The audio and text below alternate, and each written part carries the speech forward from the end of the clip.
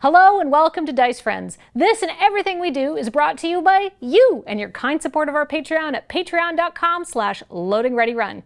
And this episode of Bylaw and Order is also brought to you by Dragon Shield. You can check out their selection of board game sleeves, companion folios, and other great tabletop gaming accessories at dragonshield.com. And if you're looking to run your own Ravnica adventures, this is a great time to mention our affiliate link with DriveThruRPG. You can go to lrr.cc/DriveThruRPG, and anything you buy, such as your own Guildmaster's Guide to Ravnica, helps us out. Thank you, and enjoy the show.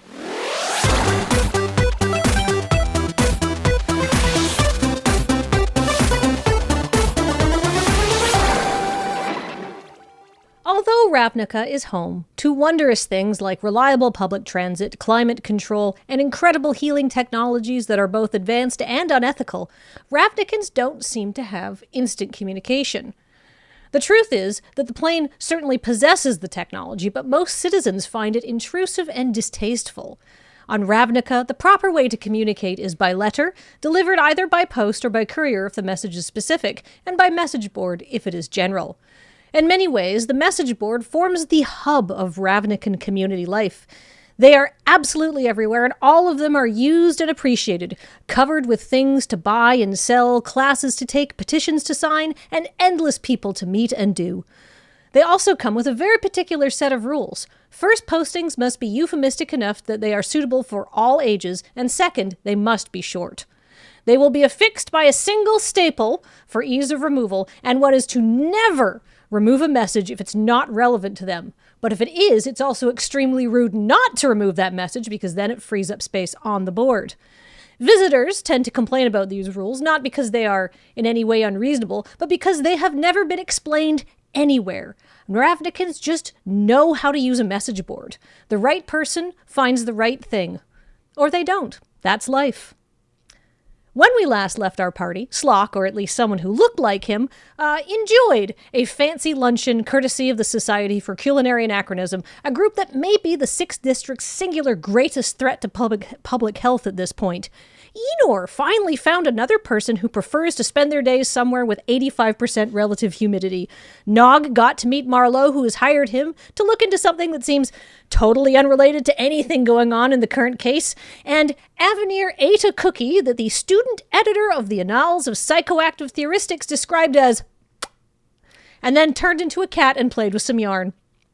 Yesterday was eventful, and today it is a bright spring morning, but dark clouds are mounded on the horizon, seemingly unsure if they're going to be bothered to make the trek over to the 6th District.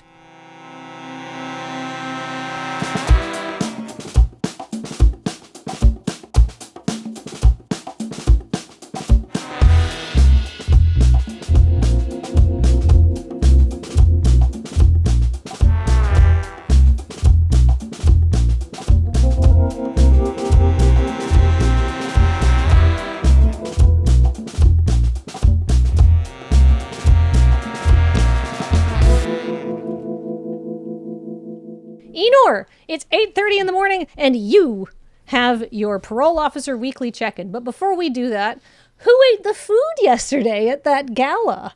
I think I had a little bit. Yeah. Did everyone have at least a little bit? I know that you two ate it on camera, we'll say, and you two said you ate it. Are we all on the thunder bucket? Yeah. No, you are all just have you all have a upset stomach, and you all get a -1 to Constitution rolls unless you can somehow consume something that might remove that. So that shouldn't be particularly debilitating today, but you are feeling the effects of eating these strange foods that people don't eat anymore for a reason. What's the equivalent of like a food hangover? Food poisoning? Yeah. Really? Yeah, I guess, yeah. You're not that bad because you didn't like really go to town on it, but you know, you had enough that your stomach's like, what's this shit? It sounded not... I couldn't not have it, but I couldn't have a lot, you know? Yeah. It's kind of unfair offering free food, you know? Like, we're going to take it. it's free. Oh, like we were debated. Our hands were tied to having some. Yeah. Yeah, it'd be rude not to. I will say that the people who offered you that food don't think there's anything wrong with it. They're not intentionally trying to poison anyone, but they have iron stomachs built up from years of their lunacy, and normal people don't. Americans. All right. So yeah, you're all feeling okay. Enor, shall we get to your parole officer? This is my favorite time of day. Mandated activities. So the Azorius, are you all coming with him and like waiting outside, or are you just leaving him to do this by himself, actually? Would you like some company? Do you want us to like play dice in the background? Yeah, that sounds great. Yeah, Great. Like, just on the stoop of the officers. The hole where they keep the officers station. That's it. Yeah. 2. 5. Which is 2 plus 3. Oh. It means something. The This is literally what we're doing as this conversation's going Plus on. 1 constitution. I eat the dice. So we'll say you three are sitting on the stoop outside and Enor's going inside. The Azoria Senate's Prison Release and Rehabilitation Center is a large, squat gray building located at what can only be described as a maddeningly inconvenient location that manages to be exactly equidistant from 3 subway stations and a bus line. It does not enhance the city blocks that it occupies so much as it loom over it, a complex warren of subtly reinforced concrete towers and magical warding that's liberally studded with pairs of long, thin, supposedly decorative windows, the effect of which is to give the impression that the building itself is scowling at you as you enter it. The floor is gray concrete, the benches are gray concrete, and the walls are more of the same. They are bare except for basic signage saying, "This way, no exit, staff only," and the occasional decorative poster, decorative in that it just is like the text of a law just slapped onto a wall. So it's not exactly hostile architecture so much as passive-aggressive architecture. Yeah, like many things the Azorius does correct. Home sweet home. So you follow the directions and you get down to a waiting room in the east wing of the building that's for accidental and non-violent crimes. There's one other person on the concrete bench sitting in this waiting room already, and there are no magazines. Do you know the person in here, Enor? Absolutely not. Absolutely not. So you'll be sitting in companionable and respectful silence until Absolutely. Okay. No notes for this section. After a boring wait, because you're not doing anything, Judith Zacchany's door opens and a violent-looking Viashino stalks out, shoots you a furtive glance, and then leaves quickly. And then a small speaker in the corner of the room blares to life. "Mr. Enor, it is now time for your appointment." And the door opens. Enor will enter the door. All right. Zacchany looks at you, gestures for you to sit down on a concrete bench, and then opens a thick manila folder stamped with your name and prisoner number. What's your prisoner number? That's a good question. I was just trying to think of, what's the first 17 digits of E? 1.612. 1612 will do, I think. Yeah, All right. I mean, that's all you really need. Yep. All right, that's your prisoner number. And he opens your file and he's like, Mr. Enor, I see that you have had your services retained by the agency. That's unusual. Anything to report for this week? Well, I did find a guy who doesn't suck so hard. Might be a good idea to maybe approach them for that community service if that's still required. It is still I do not required. want to remind you of things that you may already not have forgotten. All right. So you have nothing to report other than that you have found that you'll be conducting your community service starting next week? Yes, that's exactly how it's going to go down. Excellent. And you haven't been handling any prohibited substances, drugs, or weapons? Not by the common definitions, no. He looks My at, client would like to amend that answer to no. just hear a shouting coming out from underneath one of those long, skinny windows that looks like a scowling eye. Zacchany kind of looks at you and raises an eyebrow, but because you haven't done anything technically wrong, he's like, Excellent, Mr. Enor. Anything else? You have a nice hat. Thank you, Mr. Enor. You may go. The door Same slams. time next week. Okay, that's how it goes then. The door slams behind you. No time for pleasantries. There's people waiting to go in. This guy has an almost lethal level of cop face. I did explain what the character was to Featherweight, and I did say, could you draw me a Loxodon with a mustache? Is that possible? Give me Michael Chiklis's persona. I mean, he's got an earring, which maybe he had a rebellious youth. Yeah. We don't know what freaky stuff Wait, he is it gets only up on to. his left ear? Is he down to clown? He's got both. Is he? I think they issue to it when you join the force. Yeah. The Azorius doesn't care about your personal life. No? Yeah, they'd rather you not have one, but Yeah, but he is a cop, right? yeah. Yeah. All right, so you leave the building and stuff like that, and then, I assume that you will be making lots of check-ins to him next week. Mm-hmm. All right. Parole business wrapped up. Do you guys want to head to the morgue? Let's go to the morgue. Anybody want to hit up the morgue on the way? Yeah. Well, We're shooting dead. This was fun. Want to go see a dead body? Well, What I hope my last words are. Doubles when we see a dead body? Oh. well, everybody can roll just to see if Two there's... threes is a 6, so I mean, I guess we're going to see a dead body. I mean, does anybody... I mean, we could make it so there's a dead body in there. It's still... I could make it so that there's a dead body in there. At any point in time, we always have the ability to supply a dead body. That's true. At least one. But that's just where the office is. That's just the agency headquarters for now. They took over the morgue to do the necropsy, and they just haven't left. Digging in like ticks.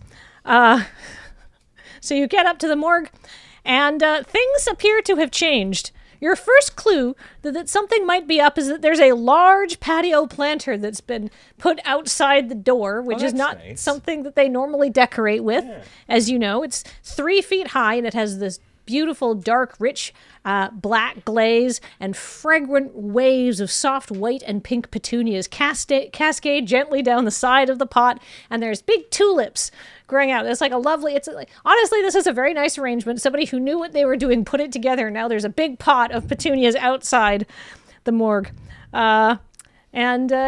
Is what's his name around? Well, you haven't got inside yet. Okay, so he's not like outside. No. Do I see him like looking through any of the windows? Nope. Then I give a big old sniff to one of the petunias. Great. It's beautiful and it smells sweet and lovely. Great. It's a beautiful spring flower. This looks like it came at no small expense. Oh, good. I hope I don't see the bill. So do you go inside? I go in. Yeah. Inside, the first thing you notice is the air. It doesn't smell like a morgue anymore. It smells incredible. It's fragrant and fresh and flowery. In fact, there are flowers everywhere right now. There's mounds of petunias, but also lilies, azaleas, a few big amaryllis, potted hyacinth, daffodils, begonias. They are covering almost every surface. It looks like a garden center in here. Achoo. These are nice. Where did you get them? Zoot Smack, without looking up from his paperwork at his desk. Oh, the garden center, Snoggalog. Potted plants at, of course, your request. I was rather institutional in here, what with it being a morgue, but it was upsetting to know that you felt the decor wasn't up to agency standards. Yes, yeah, I sniffle. I thought I mentioned that I was allergic to petunias. Oh, I must have gotten that mixed up. Whoops. That's wild. There seems to be more petunias than not here, to be honest. Well, Achoo. Like I said, I must have made a mistake. A different man, a different goblin would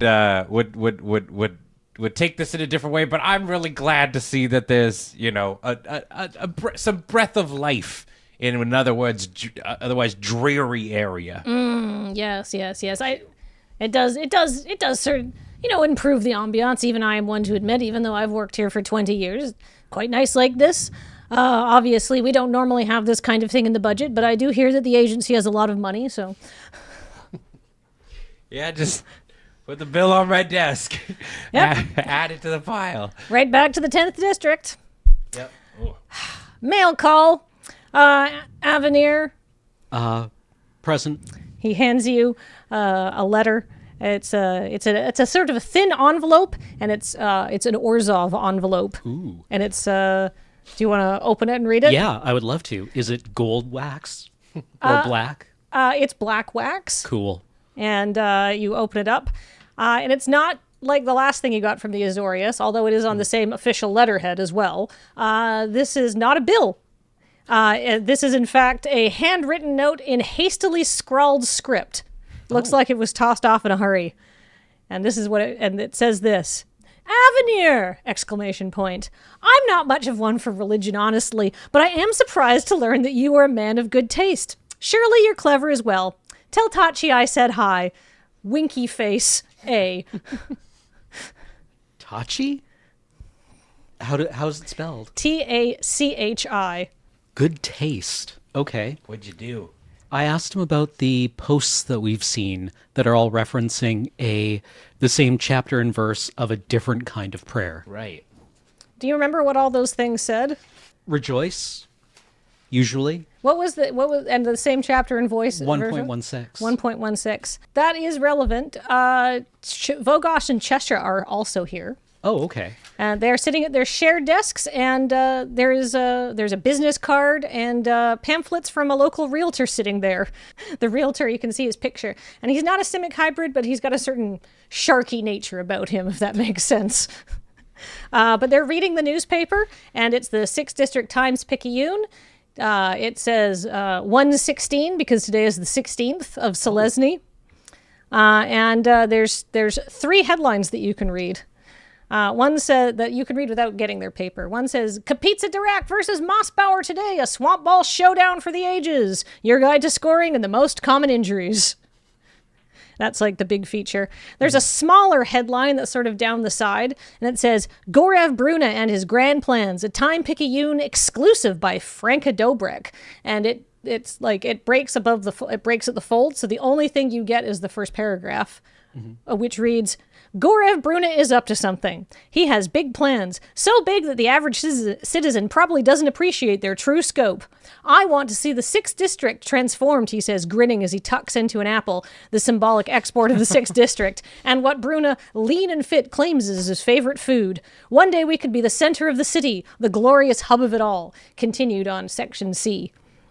And then the smallest headline says, Ravnican Agency of Gastronomical Investigations? Investigators find time to eat and hobnob while mystery swirls around death of local crackpot. Getting the impression that he really wasn't liked. Yeah. I kind of wonder if Franka is sending a coded message. Also, I wonder what exactly did you dose Bruna's apple with? Oh, that was God. Which mushroom was that? It was the doofen. It was the Dale mushroom. Yes, What does that one do again? a lot of things. Oh, good. Okay. Yeah, one of the you don't have to eat. You have purple skin. There's a whole song about it. Healing healing magic may make it go away, or it might intensify the symptoms. It makes at the end of like 48 hours, you have to do, or after about a day, you have to do a big sneeze. Right. Then you tell Kathleen. Anyhow, do you want to talk to Cheshire and Vogos, or do you just want to glance at their paper and peace? Actually, can I borrow the newspaper briefly? Oh, sure. Okay. Oh, Avenir has also taken one of the hyacinths and put it into his scarf, I guess. Cute. Please go ahead. Have our newspaper. I read the story on Bruna.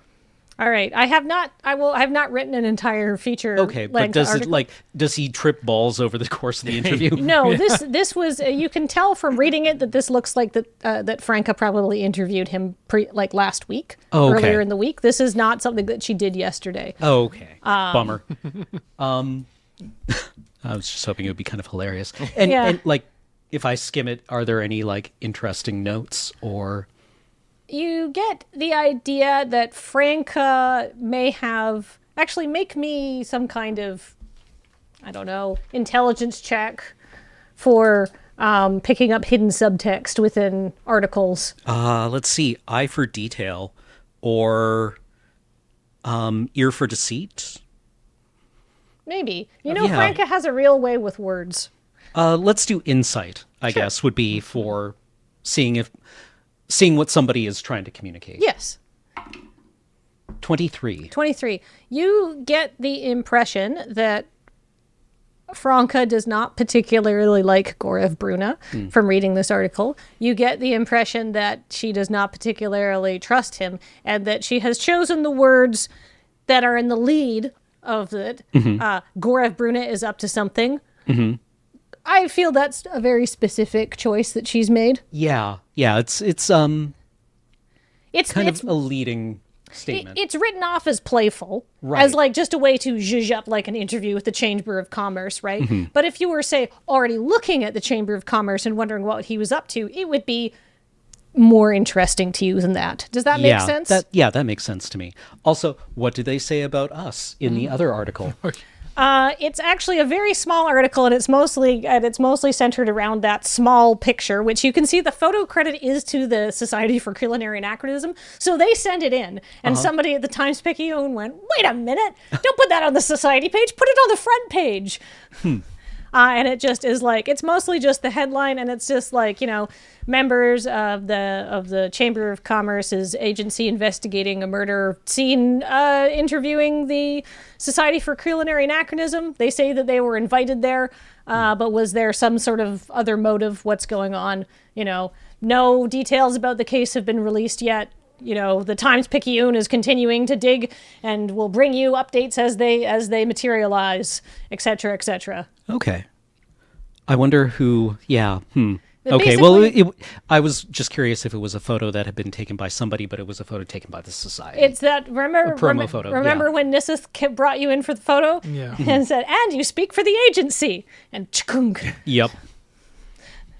And the suggested photo caption, which they do say in the Times-Picayune that the photo was submitted with the suggested caption, agency elites enjoy traditional fine Ravnican foods.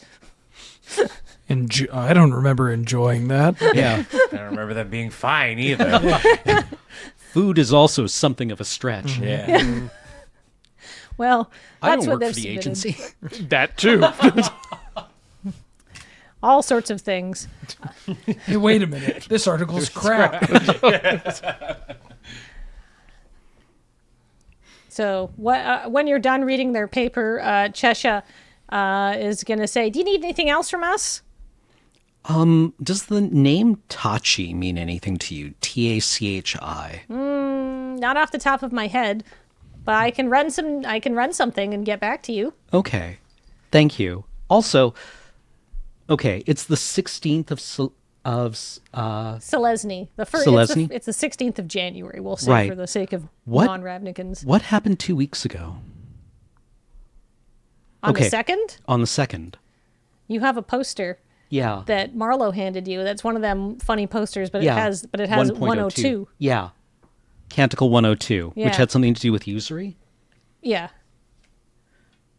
So did anything happen on the 2nd?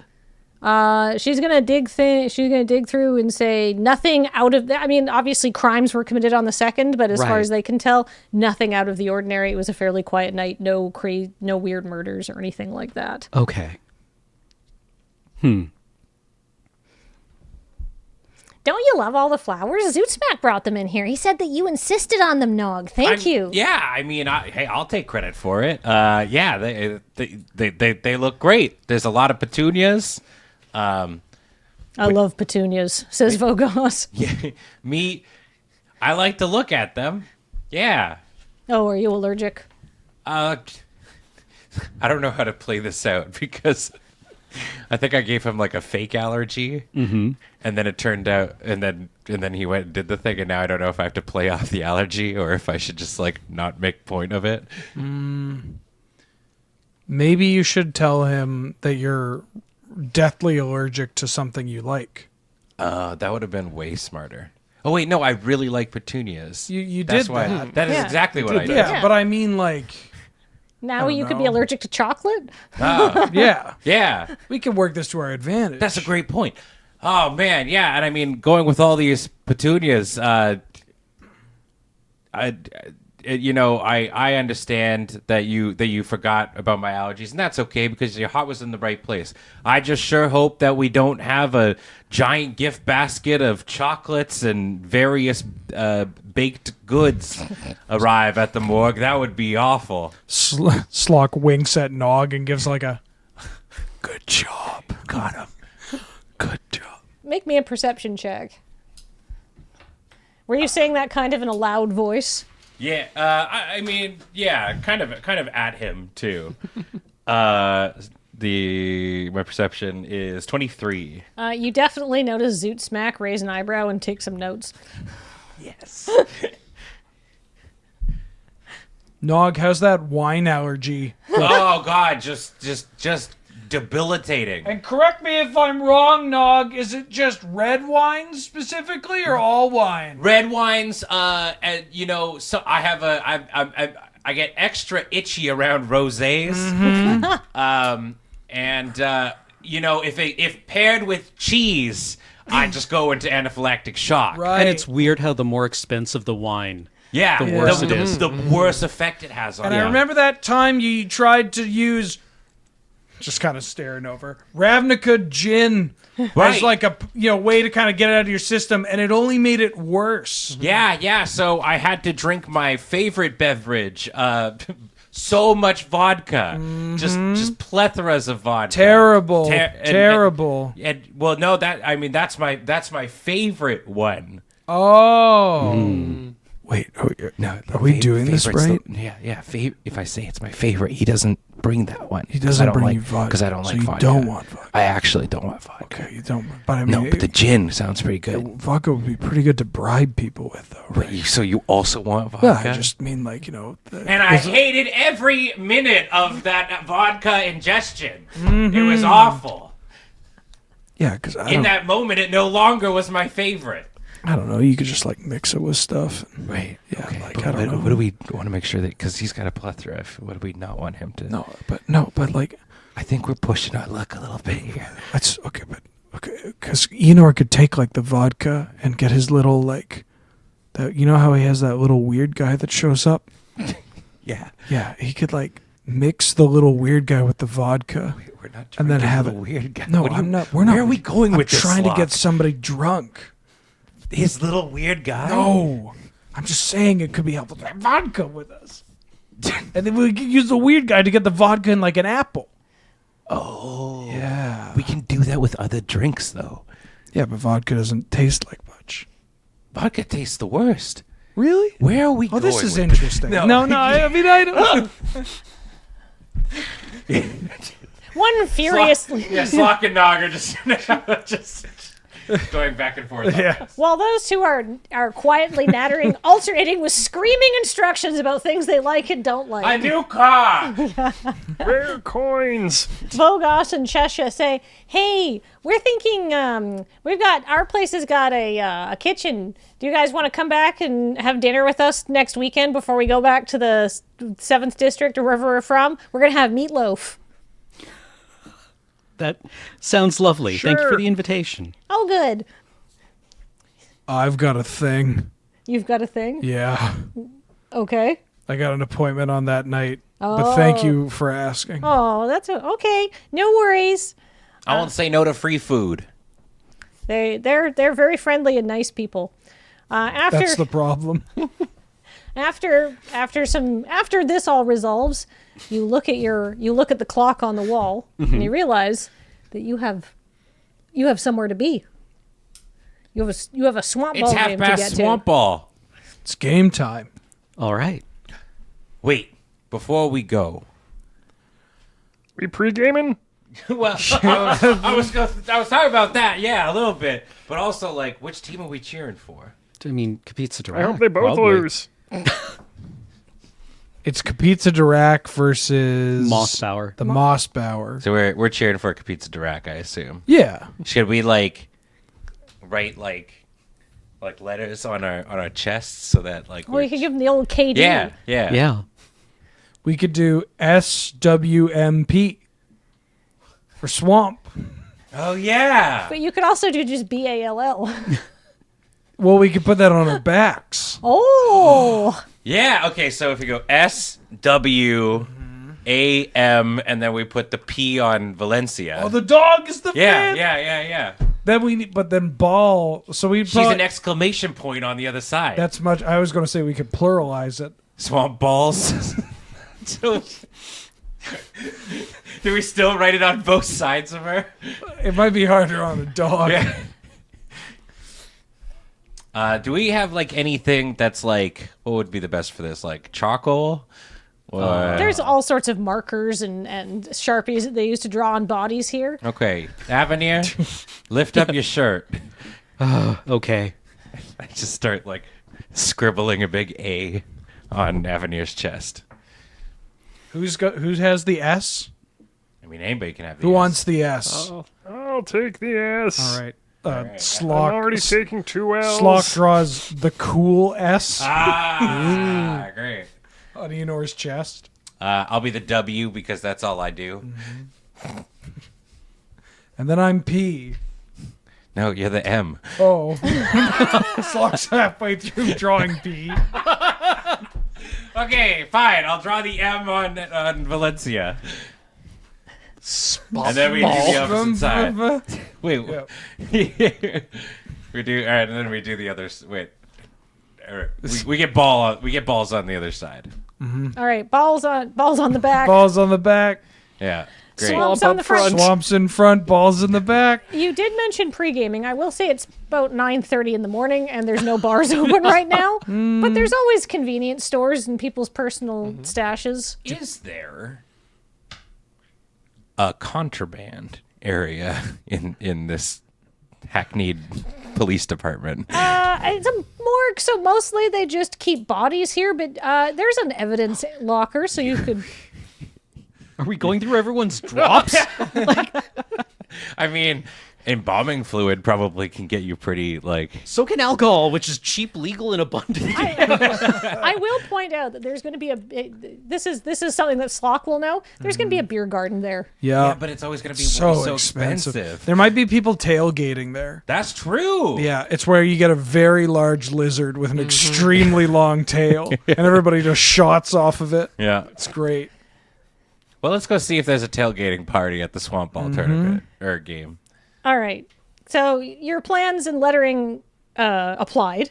You hop on the subway, and after a short ride along the Dovagen line, you get off at North Yescu. But instead of walking up to go back into the sunlight, you and dozens of other people, most of which are accompanied by small children, turn and walk down an enormous pair of marble staircases. Perhaps 1,000 years ago, these stairs led up to the grand elevated platform of the SkyTrain station, but now they lead down to the Undercity, and their trim and neat edges have been rounded by centuries of commuters. The staircases take you down another 2 stories and then deposit you into the dim light of an Undercity plaza that borders Kazina Park. Kazina Park, as we know, is one of the most truly unique and beautiful things in the 6th District. You're very proud of it because you're from the Undercity. It's large. The landscaping is exceptional. It's got beautiful views of the Senza Underriver and the Peyto Underlake, which connects to Zonot 2. The other side of this plaza is a large sign that marks the junction of several stone pathways that crisscross the park's manicured moss lawns, and it lists the amenities available, such as the Svathgir bandshell, the Calcio pool, and the Polypore meadows. But most of the traffic, because there's quite a bit of traffic coming down from the subway, is not going into the park, which is unusual. People are basically just taking a straight right and following a footpath that leads into the Undercity proper. The footpath goes for about 25 feet and then goes in and ends in a tunnel with a large stone archway. This is something that's pretty familiar to you. The archway is emblazoned with the Golgari insignia, and it means now the Kazina Park is like, we'll let anyone come down here and appreciate it, but you enter this archway, you are in Golgari territory proper. And beside it, there is a community announcement board, which, according to the small wooden sign, is the property of the Derek Butts Community Association. And this, like many other community announcement boards, is just covered with stuff. Everybody make me a perception check. 11. 11? 20. 20? 26. 26? 21. 21. All right. There is a lot of community announcements on this board. The first one, it says Family Swamp Ball Day, 16 Selesny, Dirk Butts Swamp Ball Aquadrome, 3 blocks from Kazina Park. You have read this announcement before. You've seen this thing before, but now there's a big yellow sticker saying, today, gates open at 10 a.m. That's been glued onto the poster at a whimsical angle for emphasis. It's now about 10:15 by the time you've done your commute and applied all your lettering. And it just basically lays down all the information you had before. There's many jokes, which I have written and we can read if we want. But I will say that everybody except Enor notices that something is tacked to the side of the announcement board. Oh. Ooh. Nog investigates. Nog investigates. Tonight, it's tacked to the side of the announcement board in a way that's supposed to be like subtle, but like not too subtle, like noticeable. It says, tonight, 1:16, 1 Xeno, 7:30 p.m., and then various fonts scattered over the page. Dance till dawn, local punks, the Duretti column, new border, happy Obsidays, and then the smallest, Gang of 3. And at the bottom, it says, just announce, midnight set by DJ Reday, not local. The factory, safe space, no guilds. Cool. So we're going to that, right? Oh, yeah. Isn't that the thing you got invited to it? Yeah. Do you want to take this poster? Yeah. All right, you take the poster. Enor, you are forced because you are unobservant to not to read something that's not important and waste your time. I mean, Do you want to? Can you roll me a d6? absolutely. 3. Pyramid scheme! Exclamation point. The Derek Butt Seniors Architecture Society wants to come and help you build this year's summer ziggurat. Meet new friends, build strength, and celebrate the warmth and humidity of the Padule Festival as you watch a ceremonial pyramid burn. For more information or to suggest pyramid detainees, please contact Winkelnos Wimper, care of the Derek Butts Pyramid Society. So while you're reading that, everybody else notices the useful things. So anyhow, there's nothing more useful, but there's more announcements you could read. Kind of want to just make post. Having been... You can make a post. What do you want to make? Having spent 10 lifetimes What would you like to put on? social media, maybe I should contribute to it. I don't know. What do people typically post? This one has that. It has an ad for a local business that says that they're desperately seeking gig workers. No experience or next of kin necessary. And another thing that says found house keys. Set of house keys found at Pato Underbeach. Keychain featured a small wooden carving of a loxodon and a griffin. If you can prove these are your keys by describing the sex act the loxodon was performing, please contact. Cannot go up on the board and just kind of like scribble in like a little note that says Ward 3 is not actually that much. Yeah, absolutely. Perfect. That's all I You do. tack it up to the board. Yeah, Ward 3 is not that expensive. You're right. It's not that bad. I mean, there are. So you're trying to tell me 3 of you can't generate 1 point of damage at instant speed? That's all I put. All right, your personal. I mean, you've already solicited business Sure, through yeah, the I mean, message it's boards. true. Actually, underneath I'll sign it, the Pro Voja gang. And that's it. Slock would like to write honk if you're horny. Okay. There's actually already another poster that says that, and then it has directions to a person who is horny and would like to meet fellow horny people. Is it a rocks? Like a rhino? You can't tell. It just says Smillage Vent Plastics. And then it gives their address on Amble Knox Boulevard. Okay, what's that address? 703 Spong Tong Towers. Spong Tong is spelled the way it sounds. Yeah. In a conventional manner. Yeah. Yeah. Okay. They seem horny. Good to know. A lot of people soliciting sex on these boards. I'm not interested, but I am supportive. Yeah. Yeah. Good for them. Mm-hmm. Okay. Power to you. There's a certain sort of kismet to the Ravnican message board system. Maybe someone sees it. Maybe you get to do hot things with them. Maybe you don't. That's just that's the fate of message boards. The intro that you wrote did mention that there has to be some kind of ambiguity. Yes. I don't know if there's much ambiguity to honk if you're horny. I mean, it could mean that you have horns. Yeah, that's Or true. that you honk. I will say that Ravnican children are exceptionally good readers and are very perceptive, and I think it's mainly from being exposed to message boards at young ages.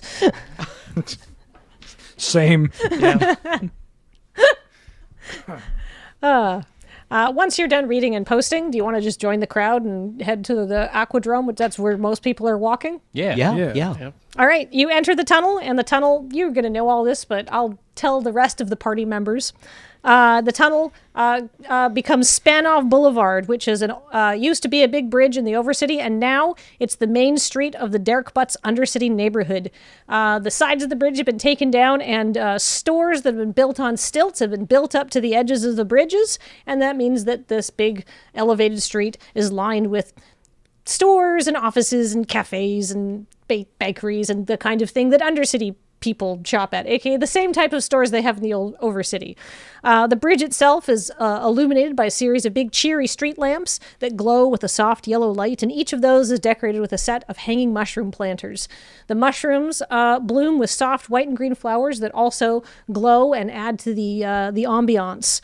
So, Slock, because you used to play for the Derek Butts Drowners and the Aquadrome is close, you know this area and these stores, and if there's anything of interest, you can point it out as we make our way to the Aquadrome.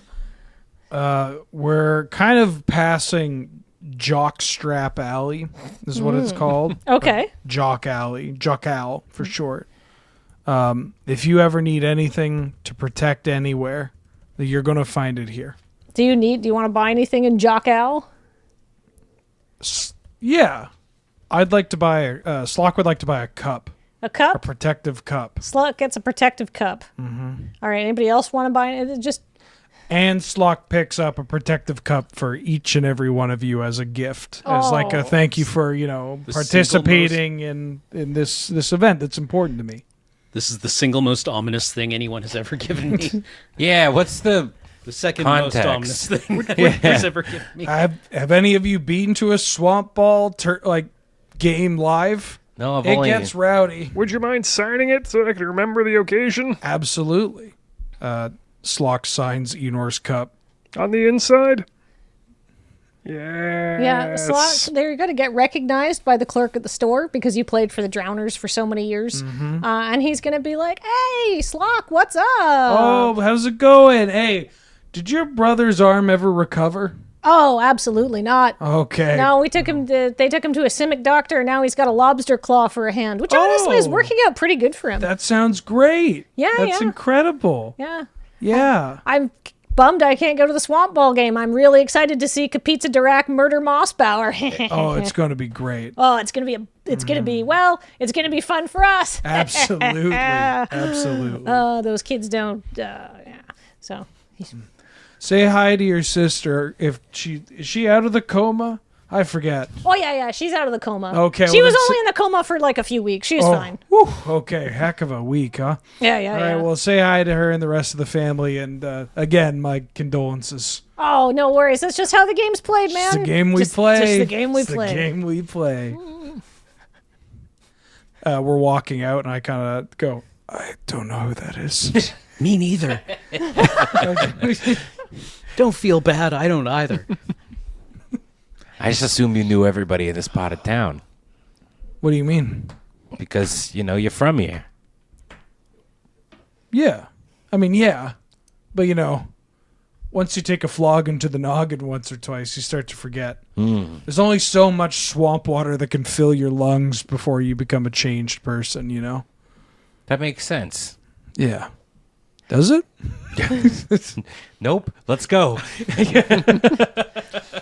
All right. After checking in, you walk down. It's a lovely street. Most of the stores are full. A couple of them are shut and are in the process of becoming new stores, as a vibrant community always does.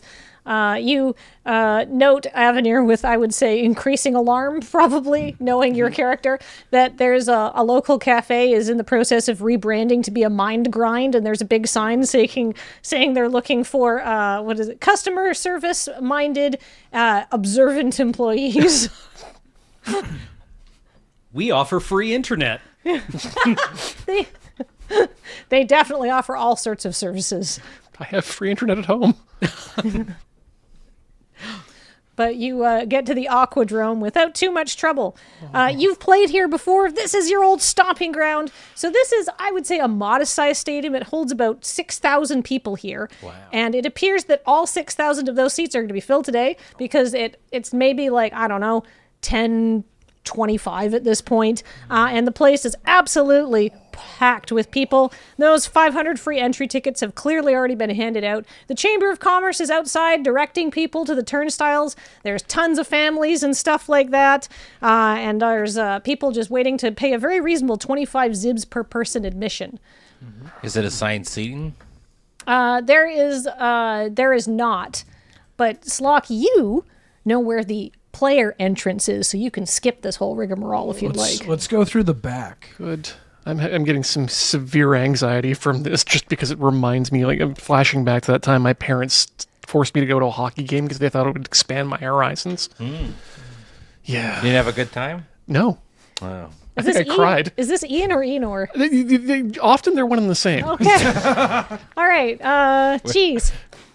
Okay, well... Where'd you get that teardrop tattoo, you know? Content warning, I recently went to an NHL hockey game, and I may have based this experience on what I saw going to see the Winnipeg Jets and the Chicago Blackhawks, so I'm just going to give you a big heads up. It was the Jets. Yeah.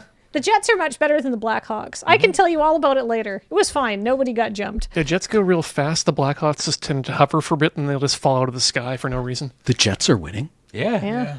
For real? Yeah. Whoa. Yeah. Okay. Yeah. Let's go Winnipeg. Yeah, sparks a little bit of joy in you, huh? Yeah. Yeah. What's that feel like? Hey, is that... Feels like the Jets are winning. Yeah, somebody get the weaker thans back together. All right, so you go up to the player entrance, and there's a girl here. She looks like you kind of recognize her. Maybe she looks like she's a member of the under 16/under 60 for Loxodon's team. She has a checklist, and she is making sure that nobody who's unauthorized is going to get in here because which one is she? She's under 16. Okay. She's a teenaged crawl with braces is what I have written down here. And so her job is to make sure that nobody tries to sneak in without paying admission or anything like that. But she's going to see you, and she's going to recognize you as one of the people who works for the Chamber of Commerce, quite high up at the Chamber of Commerce. And she's going to say, "Oh, hi, Slock. Are you here for work?" Yep, strictly work-related business. Oh, excellent. Oh, man. And you're in charge of somebody from the agency and the Azorius and this guy? Sick. Yeah, pretty big deal. But, important job requires important people. Slock kind of starts picking little wax out of his ear. It is a pleasure to be working underneath Slock. Mm-hmm. Well, I treat my subordinates right, though. I got them all gifts before we showed up, and it's going to be it's going to be a good afternoon. Yeah, do we need to get these filled? Is this just like a... Well, I've got mine on already. They are infinite refills. Oh, okay. Great. However, I would recommend wearing it. Oh. Mm-hmm. Yeah, it's like a feed bag. Right. You feed your bag into it. Enor punches himself in the dick a couple times just to get the point across. Oh, on your... Oh, okay. Huh. Oh. In Fountain Ball, we only ever wore iPro, but... So she hands you a bunch of wristbands for the VIP area and clips one on each of your wrists and one to Valencia's collar. And then she says, "Man, I didn't trust those over-city dwellers, but since Tizzy has been in charge and you're working there, you know what? It ain't so bad. I'm coming around on it." All right. By the way, Tizzy is already in the VIP area and she wants to talk to you. The game starts at 11:30. So then she directs you through an open door, and you emerge on the other side from another door that's marked no public access, and suddenly you are in the stadium's forecourt, which is a huge open space that hugs one side of the stands. The atmosphere is super festive. The stadium, like all big Golgari buildings, is open air because there's no weather to protect from anything. So there's no ceiling above you until you get to the over-city layer, and illuminating it is just thousands of garlands of crisscrossed lanterns, and it's really lovely, and there's market stalls everywhere, and it's a bright and cheerful place. The walls are all lined with vendors and different carts, and they're selling all the normal things you see at a swamp ball game: hot dogs, souvenirs, and spurious medical tonics. But there is something you don't normally see at a swamp ball game, which is the Chamber of Commerce is set up here. They've set up an enormous booth, and on one side of it is a 2-story tall inflatable Mr. Sausage, and it's just being crawled over by children who are punching each other and like sliding down it and jumping off it into an enormous ball pit. Oh, it's so nice to see the new generation get into the swamp ball spirit. There's going to be so many broken limbs. Do you want to go and investigate? Do we want to go look at Mr. Sausage and get a $13 pretzel first? I was going to say, I'd love to check out the concession. Excellent. You pass by this booth, and you see that it's probably a good thing you didn't stop, because now you can see that the ball pit that these kids are jumping into, those balls look familiar. And there's a familiar-looking scientist with a waiver, taking notes and getting parents to sign waivers. Are the children just like super high energy and then like none energy when they're in the balls? No, they're still screaming, and Elichim is making notes like, not as strong on children. Interesting. Do I have any cuddle balls on me? You should have 3 on I think you. I have 3 on me, yeah. Okay. So what's at this convention or concession? The concession, there's a hot dog vendor. It's a bunch of, it's not like one big, it's not one big concession, because it's not like very corporate. It's just like a bunch of different vendors that have just come and set up. So you can you'll say you find a reasonably priced looking cart who's not going to rip you off. And you see a hot dog vendor, and his name is Fingers, because he's got all his fingers and he's very proud of it. And you can get hot dog in a bun for 50 zibs, and for an extra 20 zibs you can add cheese and onion. And he also has sodas and after sausage, and all of those are 15 zibs. I kind of want to have a hot dog. Yeah. And then get some crawl shawarma, and then maybe get some cravat haunch poutine. Oh. To start. As the appetizer. As the appetizer. Before the intermission. Well, before the game starts. Right. Then we should probably get some popcorn. Yeah. And some nachos. Yeah. Yeah, I was thinking about paying 40 gold for a tray of nachos with cheese. Mm-hmm. This indicates cheese, I guess. I don't know how. That's how I get my cheese. Did anybody walk in with like a garbage bag of popcorn taped to their body? No, I must have forgotten. No, yeah, okay, no, just we checking. we were indisposed by drawing the letters on our body. Right. I also have drama pipes. Do they have like anything like funnel cakes? Oh or yeah, like cotton candy. They've got candy moss balls. They've got it's all Undercity food here. Yeah. So it's like polypore puffs and all sorts of stuff. They have these fried apple balls that are so great. You take chunks of apple and dough and you fry it and you eat it and you feel terrible for a split second, and then it's bliss. I think it's just your stomach getting used to the... Nog looks around and wants to go over to that place. All right, you can get whatever snacks you want. I do remind you, all of you have upset stomachs. Yeah, that's just an after Avenir sausage finds for a me. place where he's going to order a medium tisane. Okay. And all right, so you get some. We'll get you. You get a snop root tea, Yeah, yeah. which is You the know, only thing that you can see that says tea around, and it's very nice. It's kind of minty. Oh, good, good. There's also a beer garden if anybody wants alcohol. My tummy's still a little upset, Yeah, so maybe I I think I'm shouldn't only going to drink. have a couple of drinks. So you're no drinks.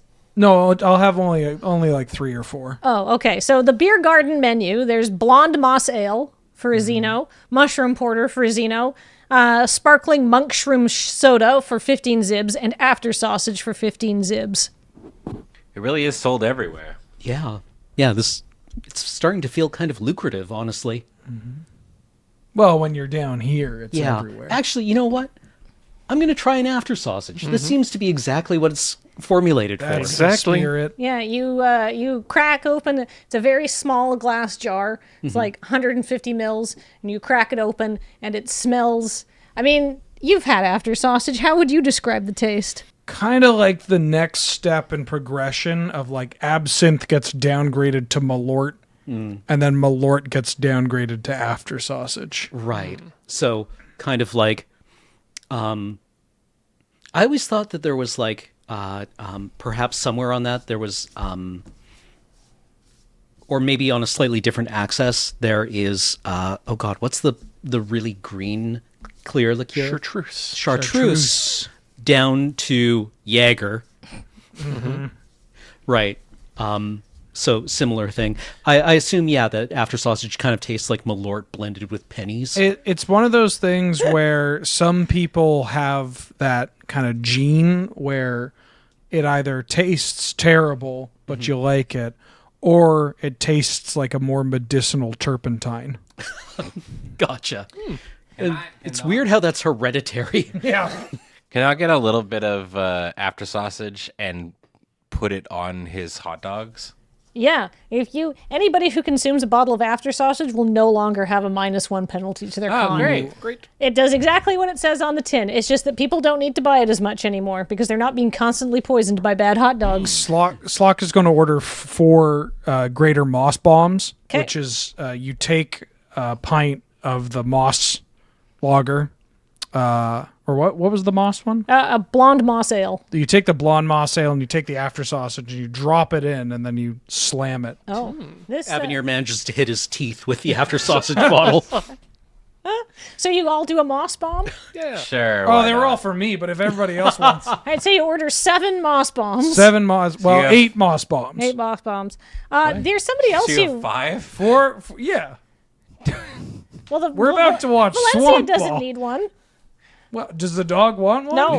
Do not give my dog alcohol. Okay. While you're waiting for all of your drinks to come up, which I'm going to say that you all consume and that you no longer have a penalty to your stomachs. Your stomachs are cured. No one has a rumbly tummy anymore. Slock, you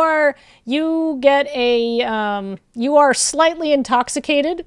So you get a -1 to intelligence checks for the next hour. Jesus, I must be a little. Yeah. Well, maybe I'm not that kind of much like a better. lightweight now. Basically, I want to see. You did 4 Jaeger bombs and you're like 5. Jaeger bombs and you're like, wow, lightweight. I mean, There's I somebody. mean, you're a big man. It also is arena beer. alcoholism is a very important part of Swamp Ball. Or the culture. You don't even know how close you are, Wheeler. There's somebody else sitting here enjoying a drink, by the way. Oh. Whomst. Just sitting by himself, having a cigar, nursing a beer, and he's watching all you 4. You want to go and talk to him? Absolutely. Slock, I'll let you field this one, buddy. Slock. Lieutenant Columbo, good to see you. Yeah, my daughter's in the junior swamp ball demonstration, so I'm just here, or my granddaughter. I'm just here taking in the atmosphere. Oh, that's so wonderful. I hope she drowns tons of kids out there. Oh, yeah, she's a chip off the old block, I don't doubt it. What are you boys here for? Official business. Taking in the delights of the Golgari people. And go to watch some Swamp Ball. Excellent. Well, see you around, kid. Okay, bye, sir. Dad. Why don't you get a signature or something?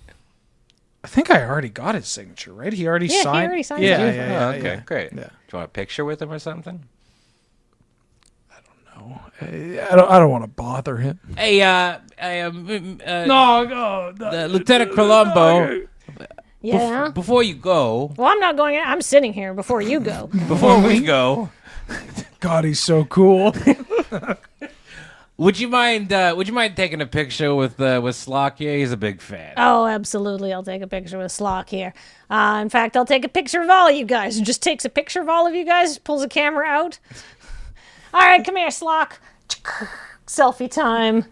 Thanks, boys. No. The pleasure's all ours. Yeah, that was what I meant. All right, let's go to the. Is there like a place where you can sit that's like the splash zone? You can get into the VIP area. Oh yeah. We can be courtside. Absolutely. That's We will exactly be what it is. courtside. So you've loaded up on drinks, you've had some beers, you're feeling good, you're in the festive mood. There's tons of people around, everybody's having a great time. There's souvenirs and all of sorts of stuff. So you make your way through the crowded courtyard and you come to the stands, which slope, of course, down towards the pool. So you enter and then you go down. There's an enormous magical projector that hangs over the pool, which gives the people in the cheaper seats above the waterline a view of what's going on below. The projector is just currently cycling through a series of slides. One shows the Kapitsa Dirac team, and you can see Pova, BC, Garana, and Zosil all amongst the lineup of the 15 players. The next slide shows the Mossbauer team, and you recognize those people, some of those people from the luncheon yesterday, although you really only talked to, I think, one of them. But you've seen their faces. Then the slide changes again, and then you see a picture of the proposed stadium. And then you can see that it does sort of at a distance because, the projector's far away and it's like, it does actually look quite a bit like the Living Guild Pact, from an appropriate distance. But it also looks like the Living Guild Pact if he was an enormous bathtub. So it's accurate, but perhaps not flattering. And then the last slide in the rotation before it loops again is that bears the insignia of the Chamber of Commerce, and it's got a short message welcoming everyone to the game and urging all Undercity residents to check out their various commercial offerings. You walk down the stands to the VIP area, which is of course at the bottom. So basically think of it as there's a big tank and there's some stands that slope down the side, and the cheaper seats are above the water line, so you got to look on the projector. And then the more expensive seats are below the water line.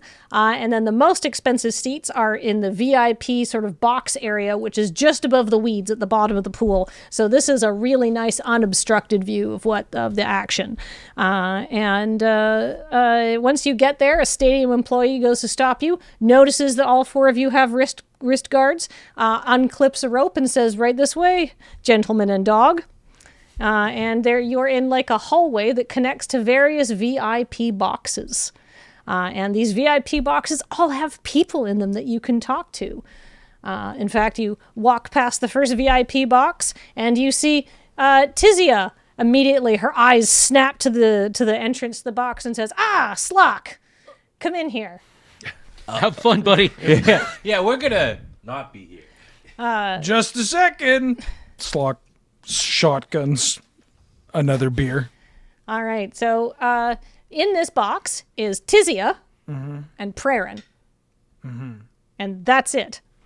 And do you think that maybe there should be one other person in here? That's not you. I think there should No, be. do you think there is there is there anyone that seems to be missing? No. None that can come to mind. But I am inebriated. You are inebriated, and I'm getting there. You're getting there. Anyhow, Tizia will. So there's 4 seats in this box. So once you sit here, then there'll still be 1 empty seat. And Tizia will volunteer this information to you because you don't seem to make the connection. She goes, "It's very interesting, Slock. Bruna's called in sick. He said he had a mild case of the thrumbles, and so he's taking the weekend off." And then Prarin pipes up, "Yeah, I don't think I've ever seen him call in sick before. I hope he's okay." Then Tizia looks at her and says, "Prarin, could you get us some drinks and snacks? I'd like some honey musk puffs, and some mungwort juice." And Prarin goes, "Right away, ma'am." And she leaves, and Tizia looks at you and says, the mungwort stand's always busy. She'll be a while. Let's chat, Slock. Yes, ma'am. Absolutely. I should bring up Tizia's art. How's the case going? I noticed you went to speak to the SCA. Did they do it? Well, they're an odd bunch. I've heard. I don't think any of them killed Herobium. Is it reasonable to suggest that they could have done it? Well, I mean, they might have motive. I'm trying to think of what you want me to say right here.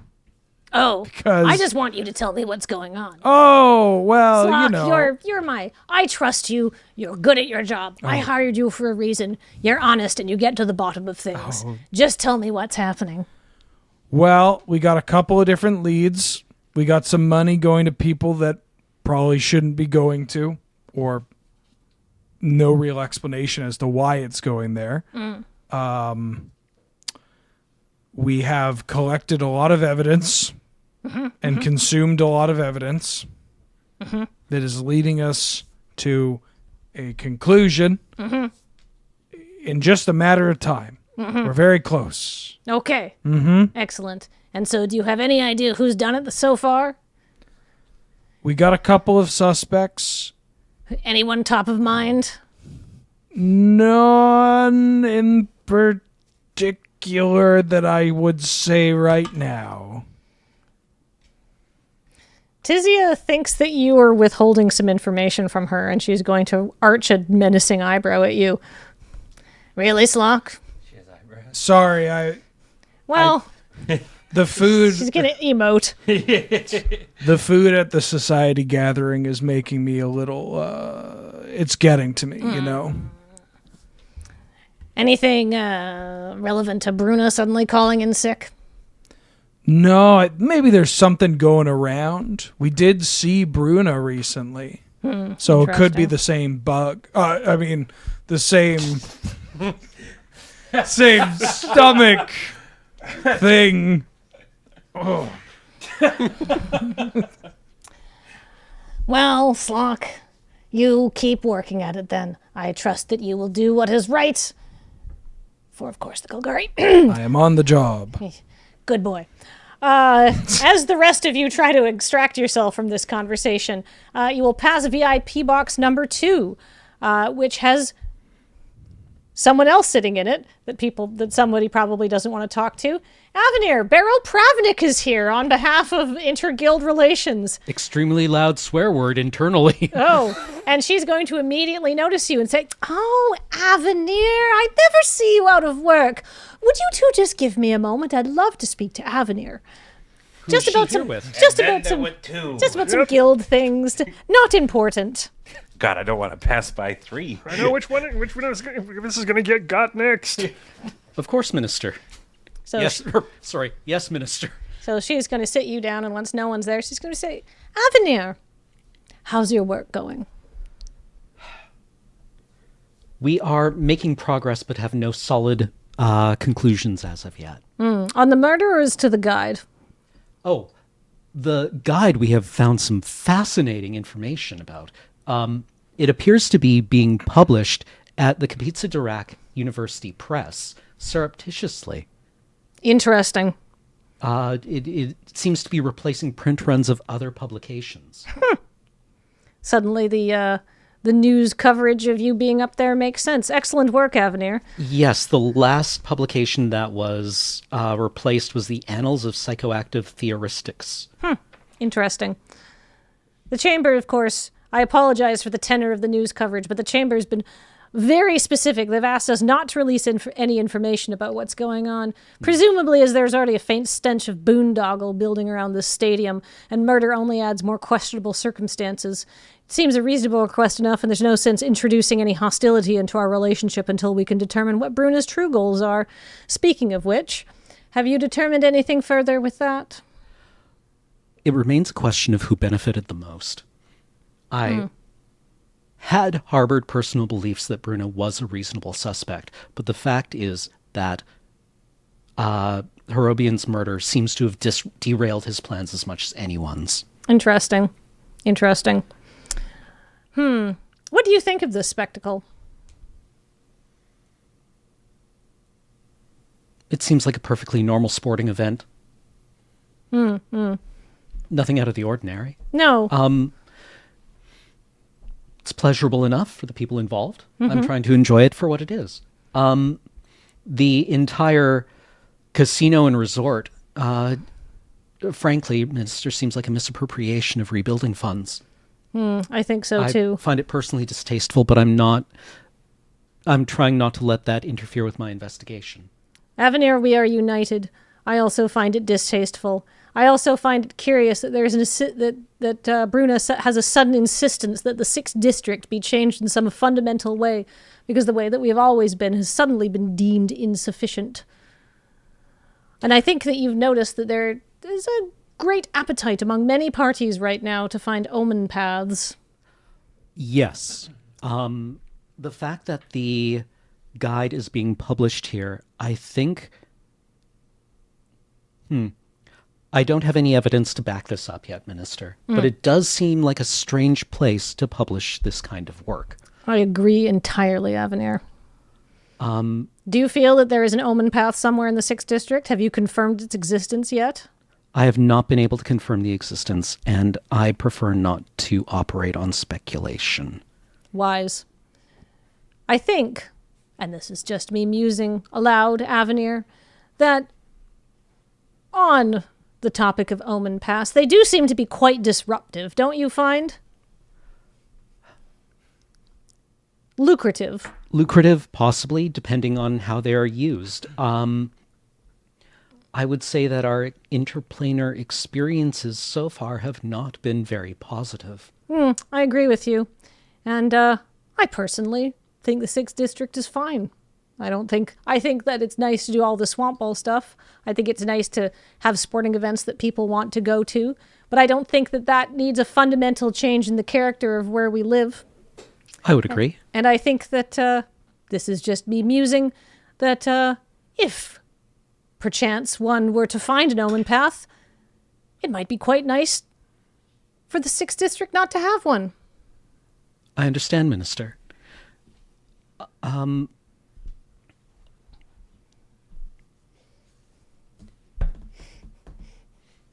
You can just end it at I understand, Minister. Yeah, I understand, Minister. Excellent. That's all, Avenir. Thank you. Enjoy the game. I will. I duck out of the room. Bead of sweat. Yeah, just like, does it smell like, do I visibly smell of alcohol? All right. Like Spider-Man, I don't know. We're going to say you two get out of your boss catch-up chitty chats at about the same time and rejoin the other group as you head down the hall.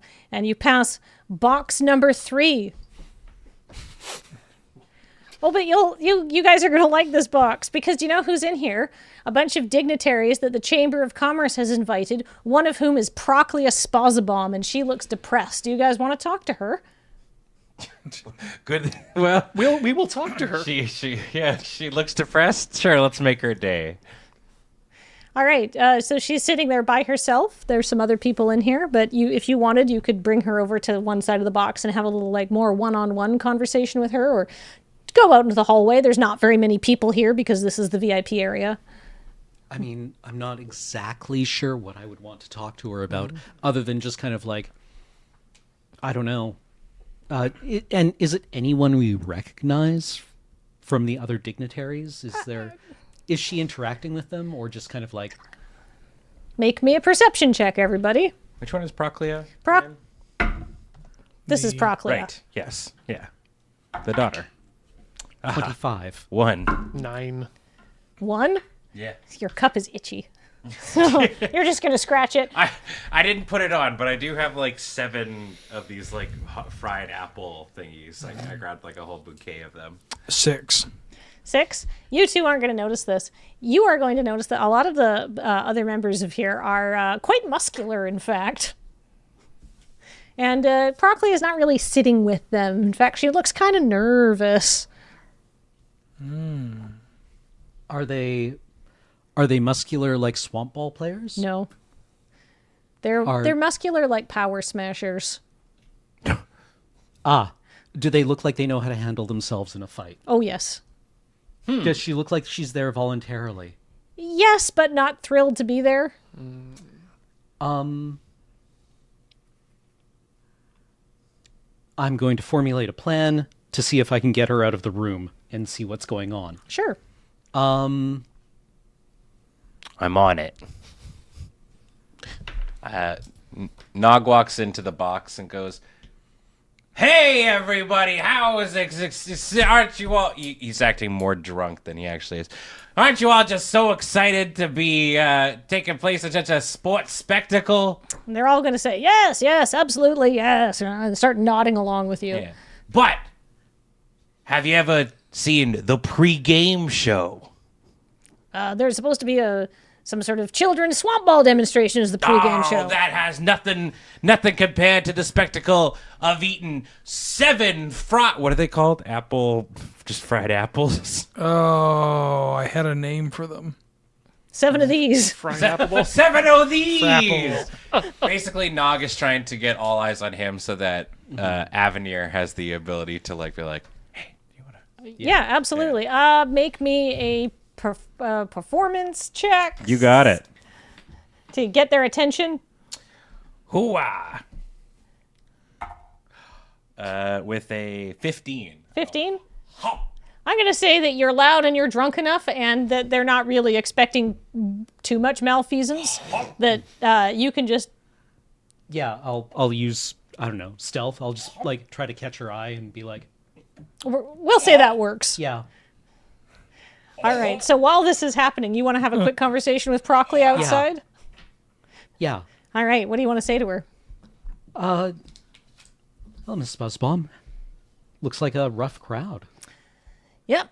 I'm just here because the Chamber of Commerce invited me, and, I thought it would be nice to, take them up on their offer. Yeah. Yeah. Do you want to make any rolls or anything like that, or ask her maybe about that 50,000 Xeno payment or something? Yeah, exactly. Yeah, the Power Smashers seem really excited to see you. Yeah. They're just know them through Chamber of... She doesn't know you know about this, so she's going to say, yeah, I just know them through Chamber of Commerce business. Really? Are they, what kind of business? Oh, general business. You're going to have to ask her something specific, otherwise she's not going to fess up to it.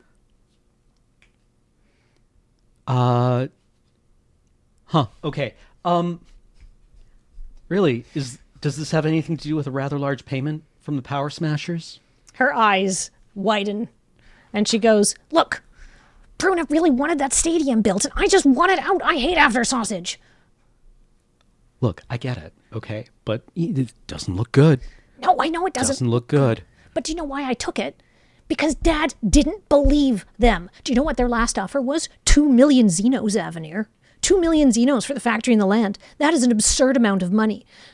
And then Bruna offered me $50,000 just as some look and see money. And that's when I thought, this will convince him that they are actually legit. Or I could cut and run. But now I'm getting daily phone calls from the Power Smashers inquiring about their investment. Well, so what happened to the deed and title? I don't know. So now you're out 50,000 Xenos? And I owe the have Chamber nothing- of Commerce 50,000 Xenos if I can't produce. what happened to it? Well, I invested into my dog daycare. It's ready to open. Right. That's a lot of dog walking. Well, I wanted to build a really, nice place in a good neighborhood. Rich people care about sending their dogs to daycare.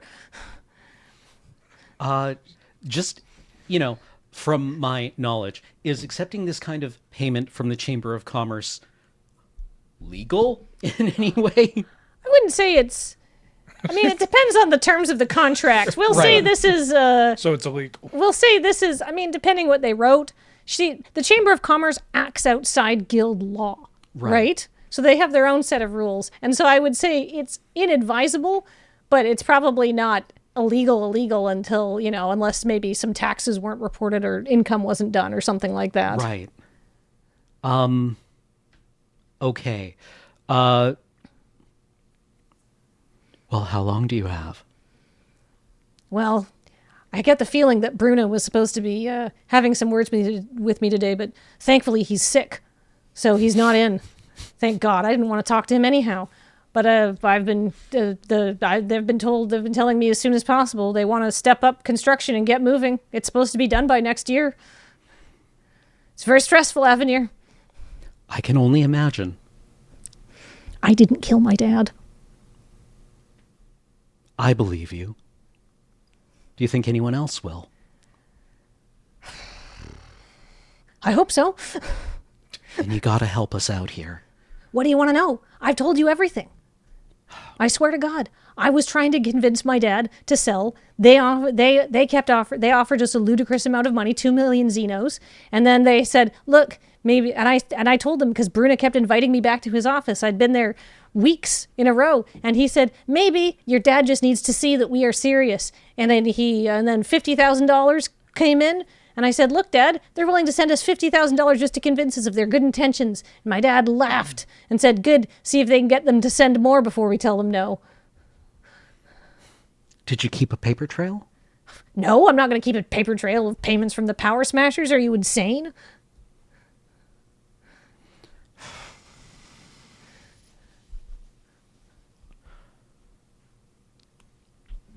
Do you want to go back in that room? I think it'll be fine. They're not going to do anything without Bruna here. Apple.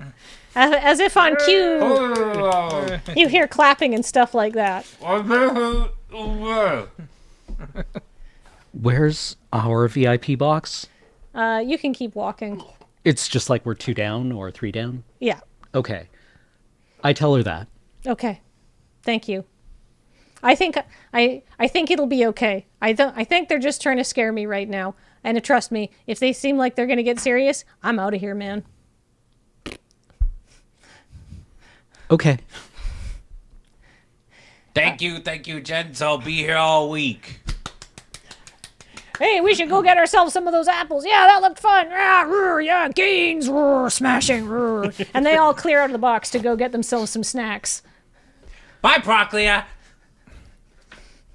She just looks at you and goes back into the box. Oops.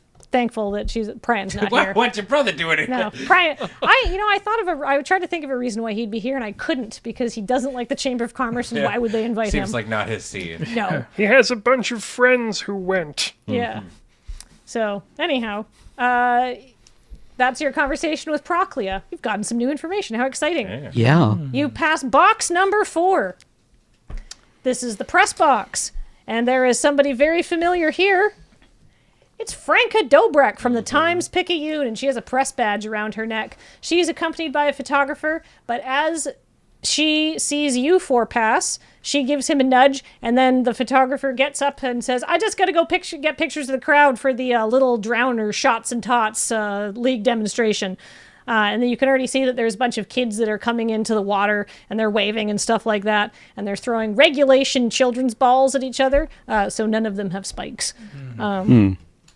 And Franka says, "Oh my gosh, so nice to see you all. You've been very busy. How's your investigation going?"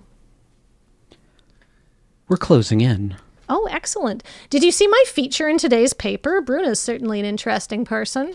Yeah, he definitely seems to have grand designs.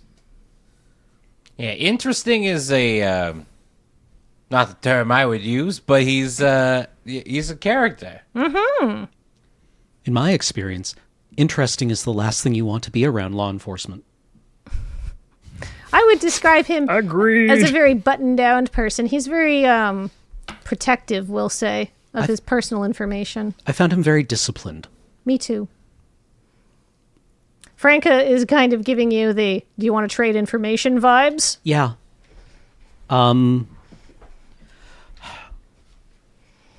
What do you make of this expedition to the Rubble Belt? Are you asking me about Bruna's history? Yes. And will you be providing me any information this time around? Depends on what you already know. Oh, I know lots of things about Bruna's history, but I don't know anything about your investigation.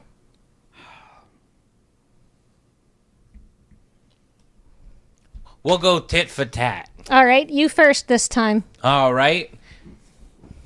Nog kind of leans in and goes, we suspect that it is somebody who harbored ill will towards After Sausage and the factory. She's going to roll her eyes at you. And then she's going to say, look, friends, I just want to write an accurate thing in the paper because I am a reporter.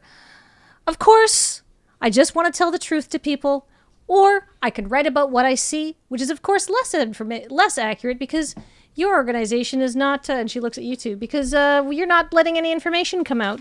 I want to know how Spazabom actually died and why everything is tied up in this delay.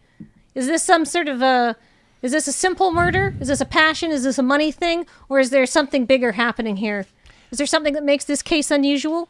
Well, we could say, without revealing actual information, too much information that might be incriminated back to us, is that there were multiple identifying factors on the body that implied multiple different things in its death. Interesting. And you have my guarantee that I would protect my sources, of course. How good is she at that? Extremely. But the thing is like there's only so many people that know about it, right? So it's a short list of who you could question. Yeah, exactly. Franca, any leaks on this have to have come from us. I know. I'm not going to write about it until something comes out, but then I'll have the first and most complete story. Nobody benefited from Herobion's death. Interesting. It ruined everyone's plans. But it seems like everybody did have plans. Everyone had plans. Everyone had something they wanted from him, and his death ruined everything. Interesting. If we can find the the title to the factory is gone. That's unusual. Lifted right out from under the syndicate's nose. Huh. Well, no wonder the works are gummed up. And so you're saying both kids, I assume it's the children. It's always the children. And you're saying both kids have motive? Both kids could have motive. They didn't kill their father. Interesting. That's unusual. What a nice family. I mean, Did you they don't kill seem... your father?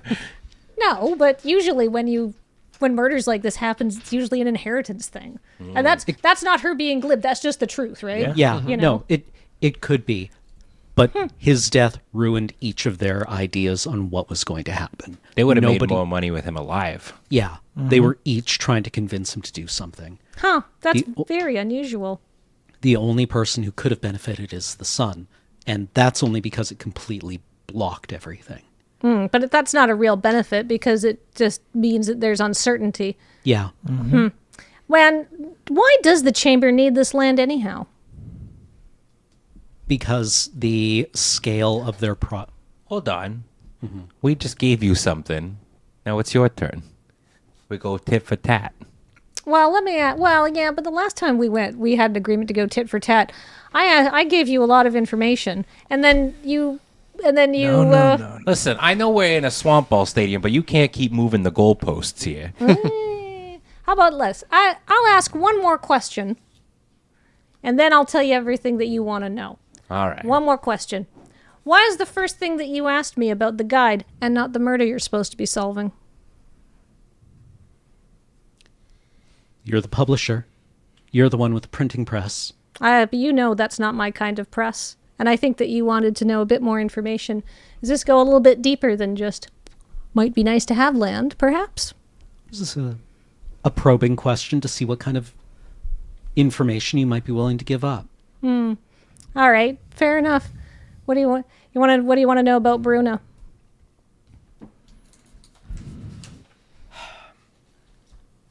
He was on that expedition with Obort Zunak and Pronost. Dr. Probnos. That's right. He was on an expedition with Obart Zunak and Dr. Probnos. I did a full deep dive into his history because, of course, have access to archivists and stuff who work with the press.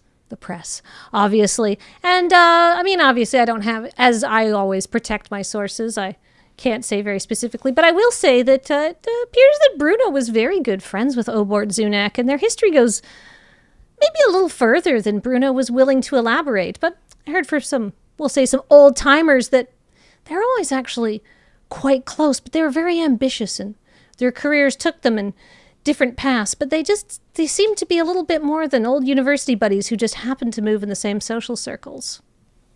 Meaning? Were they roommates? Were they very good friends? Oh my Were God. Were they co-owners of a cupcake factory? Were they traveling companions? I would say they might have been traveling companions at several points in their lives, but perhaps their work kept them apart.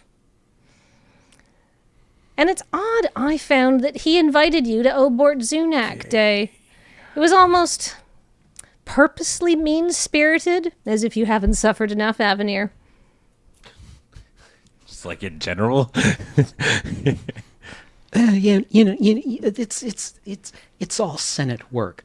Yeah, I felt it was a little mean as well. But Personal, almost. he felt like when we spoke, he was suppressing a lot of anger.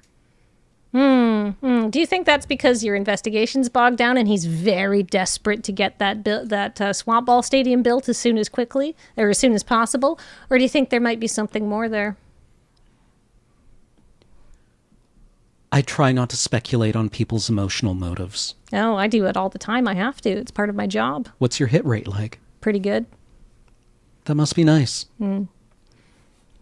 I think it's very interesting that that bog scheme, because sure, it's been many people have tried to redevelop the bog over the years, but I was doing some research into that too, and nobody's ever made a peep about redeveloping that place for hundreds of years at this point. Not since the big failure back like in 4000 or whatever the year was.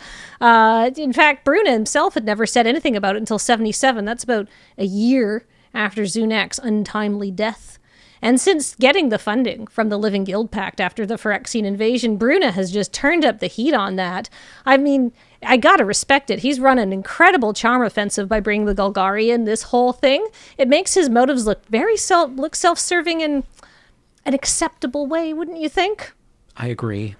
It's weaving a very kind of strange idea through enough stakeholders that it is now load-bearing. It's gotten its own momentum going. You have everybody buying into it in a time that very few people can agree on something, except that Ravnica has really been through it in the past few years, and we'd like it to stop.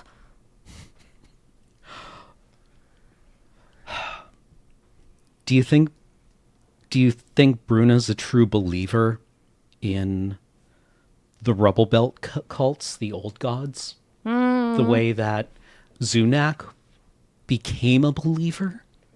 Or do you think it's a cynical thing? A utilitarian thing? I don't know. Because if I had interviewed Zunak before, I wouldn't have pegged him for a believer in the old gods. But here we are, about 4 years on, and they've tried to tamp down on that knowledge that he was a lunatic who was trying to bring about the end rays, and just, focused on the fact that he did do something that was nice. So it could be. It's interesting how he wants that, how Bruna wants that bog gone. Mm-hmm. If I didn't know any better, I'd say he was intent on its destruction. Yes, it does seem kind of personal, the fact that he's not prepared to accept any kind of limit on its design scope. No. He wants the entire thing. I mean, there is something to be said for the profitability and stuff like that, and they're sinking an awful lot of chamber money into it. But if it is personal, he's, like I said, he's coated it in enough ulterior, selfless motives that, people can't really question him. When you tell the Chamber of Commerce, look, this is going to bring tons of tourists here and you all make money and we're all going to be co-owners of a hotel and we'll all get dividends. It's, for a very modest buy-in fee because 75% of the cost is being borne out of the 10th district. Like, it's an attractive scheme. I can see why people are excited about it.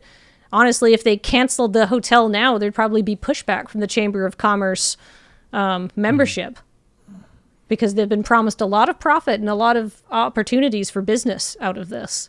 But it does seem weird that the plans immediately went hard. They immediately went to the whole thing has to come down. We must use all of it, and we need the after sausage property as well. So I ask again, why do they need that after sausage property? It's built on something. Seems like it. Out of character, do we or the general public know about Ansrag? I think it was mentioned earlier in the campaign. I would say that the general public knows that the Gruul believe in old gods, and they're always trying to like bring about the end of the world and the end of the guilds and stuff like that. Ansrag's a big mole god. I'm picking up on context, but thank you. Right, and then they had a rampage in the 9th district where Ansrag went out of control and was subdued by the agency. So people will know about some sort of Gruul god attack. Right. But we, because he was subdued by the agency, do we, as members of the agency, know the specifics? He will know a lot more specifics just from like hearing about it. So he'll know that it was subdued by a brand new agent of the agency named Kellen. It was all very heroic. A lot of lives were saved. And he knows what the public doesn't know, which is that that Ansrag was contained in the evidence locker and then escaped as part of like an agency sabotage attack, which people do not know. Okay. Big mole. And Franca might not even know that. Okay. But yeah, people know about the concept of Gruul gods, but like people know about the concept of like random monster attacks and stuff like that. It just happens in Fantasyland. Yeah. Well, I feel like this has been a fruitful exchange of information. Very mutually beneficial this time. Yeah. Don't get us in trouble. Absolutely not. I protect my sources. Avenir, you got anything else?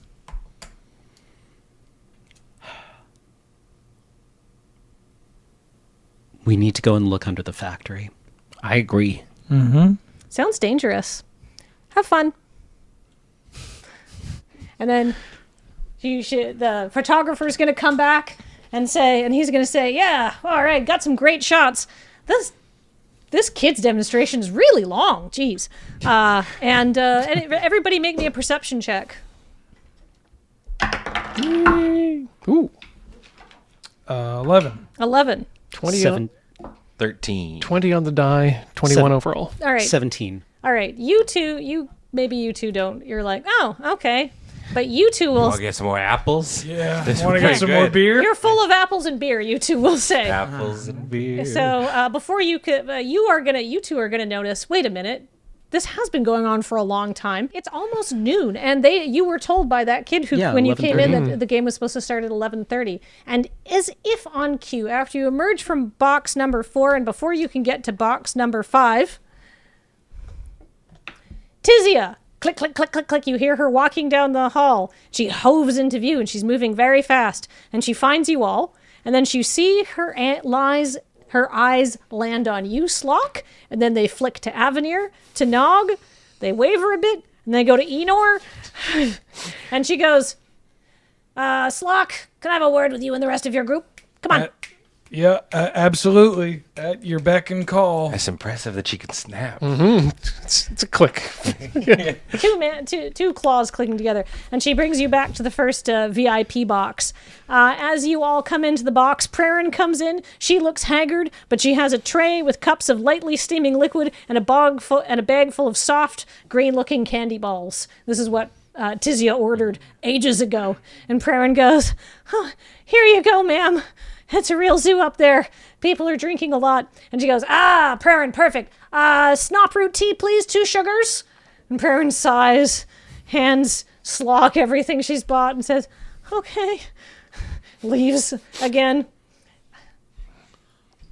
While you're eating, Slock, we've got a little problem. Because she didn't actually want any of this stuff. Yeah, I've just gotten word that the Mossbauer team is down their entire offensive line due to illness. Apparently they were poisoned by those SCA lunatics. Coach Scrungula is furious. It's kind of exciting, honestly. Okay. Oh, no. Well, welcome to my hell. That That sounds like that's terrible. Yeah. Do they have replacements? Well, we were going to send words to the drowners to see if we could get anybody back here to fill in, but it's completely chaotic Drowners. around here.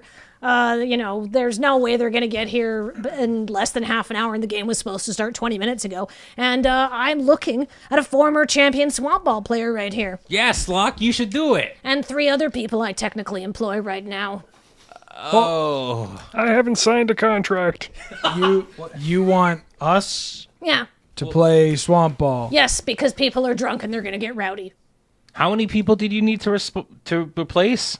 They're down 5 players. 5. Who's going to be the 5th? I have a plan for that. Don't worry. Come with me. Okay. And she sweeps you all up in her powerful old lady aura, and you march into the Mossbauer locker room. The mood in the Mossbauer locker room is, I will say, poor. You can hear retching and moaning noises coming from the bathroom stalls at the back. And do you remember Coach Scrungula from yesterday? Vaguely. She's this big, burly woman with cauliflower ear. And she's furiously pacing and muttering just an unbroken string of curses. And the rest of the Mossbauer team is there. They're in their uniforms. They're greased up and ready to go, but they look very upset and stressed out. You get to the room first because she sort of pushes you all out behind her. But as soon as you get into the locker room, she pushes through and just interrupts Scrungula. And Scrungula goes, Tizia, are the replacements here yet? Yep, right here. Slock used to play for the Drowners. He was the power bombardier, and the other 3 are tougher than they look. But we're still short a player. Tizia shrugs and gestures to Valencia. Let the dog play. That's true. There's nothing in Swamp Ball rules that says a dog can't play Swamp Ball. Not since they took that rule out. Suddenly another voice pipes up. She's right. Ain't no rule says a dog can't play swamp ball. Sorry. No, it's good. It's good. I was wondering who would say it first. And Tizia says, all right, it's settled then. Good luck with the game, Coach Scrungula. And Scrungula looks at the 5 of you and says, I knew the 6th district came by its reputation, honestly. I should have known. I should never have come here. Don't worry. We're going to play our hearts out. Am I right, fellas? Yeah. And I Nog lifts his shirt up. Avenir, Valencia, shirts up.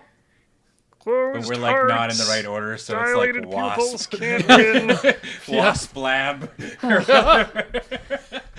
Enor's nipple piercings look like umlauts. Scrungula's just going to look at you all, and she's going to sigh and, do Put us one in, of these. coach. We're ready to play. Wasp lab. Wasp lab. God, it's been a while since I've drowned somebody. God, I just wish we could take the first bus home. And then somebody from the back says, Coach, I can't get on a bus today. Oh, the bus is about to arrive. Yeah. All right, Slock. They don't call me the Slock Shockland because you take 2. You're going to take 4.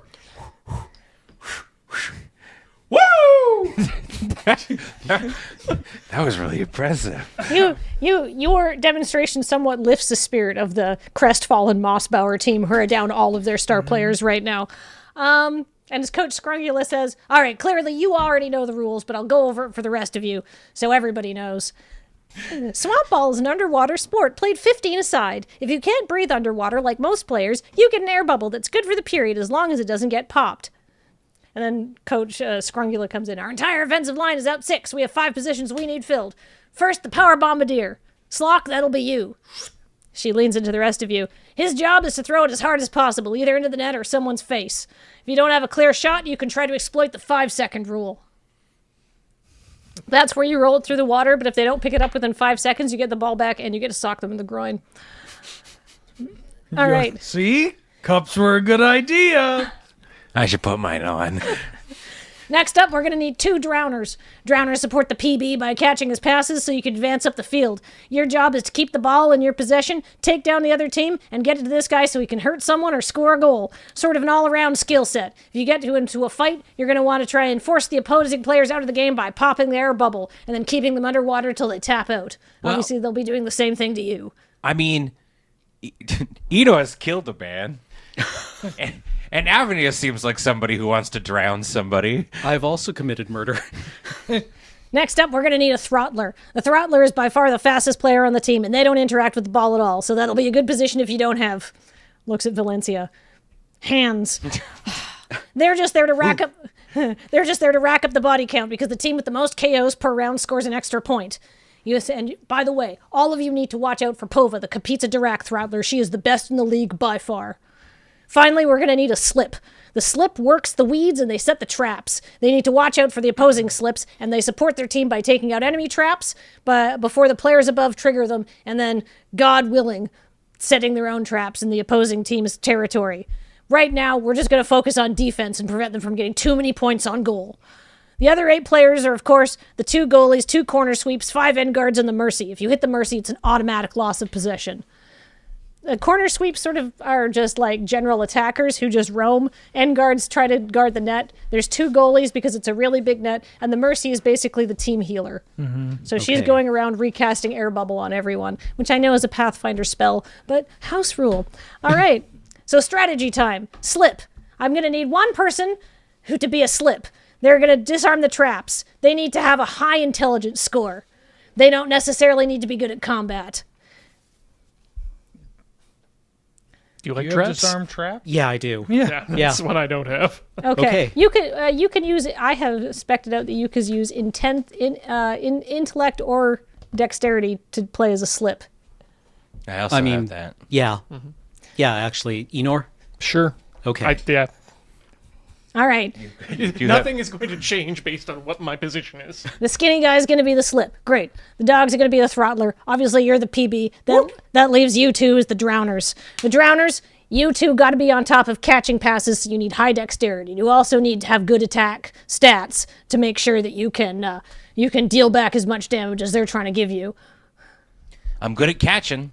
You can conceal like a dagger or something, right? I got my mitts. Ow. Ow.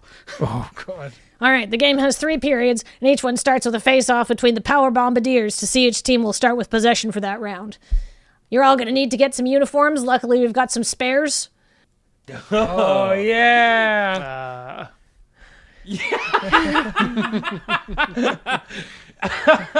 So you're telling me this is a contact sport? I just told, I told Featherweight you needed swamp ball uniforms, and I told him it was incredibly violent. I don't have my cup on yet. Oh, it's there. Scrungula is gonna say, "Look, I know we've got old-fashioned uniforms, but I just wanted to save money and get new uniforms. Why?" I like my inner tube. I also like it when my tubes remain inner. You're gonna hate swamp ball then. All right, look, and then Scrungula is gonna gather everybody around, and she's gonna be like, "We're gonna get out there. Well, just get out there, team. Go for it." Remember, everybody, ball is life from the loam. Life from the loam. It's a Golgari thing. The team, which has a fair amount of Golgari players on it as well, but they're from the 5th district. They're all going to say, "Yeah, let's It's a go. classic phrase. You dredged it up.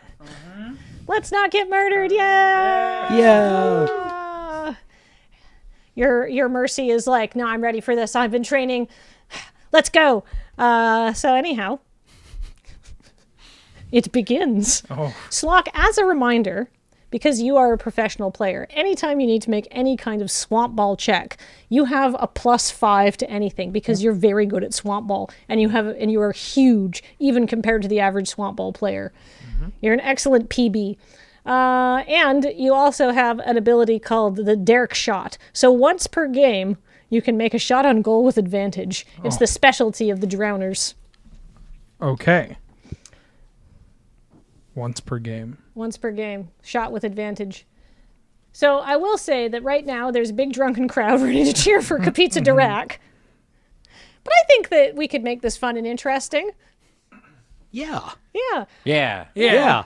All right. Yeah. Let's get out there and get choked by those other players. Yeah. As we move, do we like make like the like wah, wah, like the SpongeBob like wah, wah, wah. I will say most people make kind of a SpongeBob wah, as they, waddle out of the changing room and into the pool through like a magical like field that keeps the water from coming in.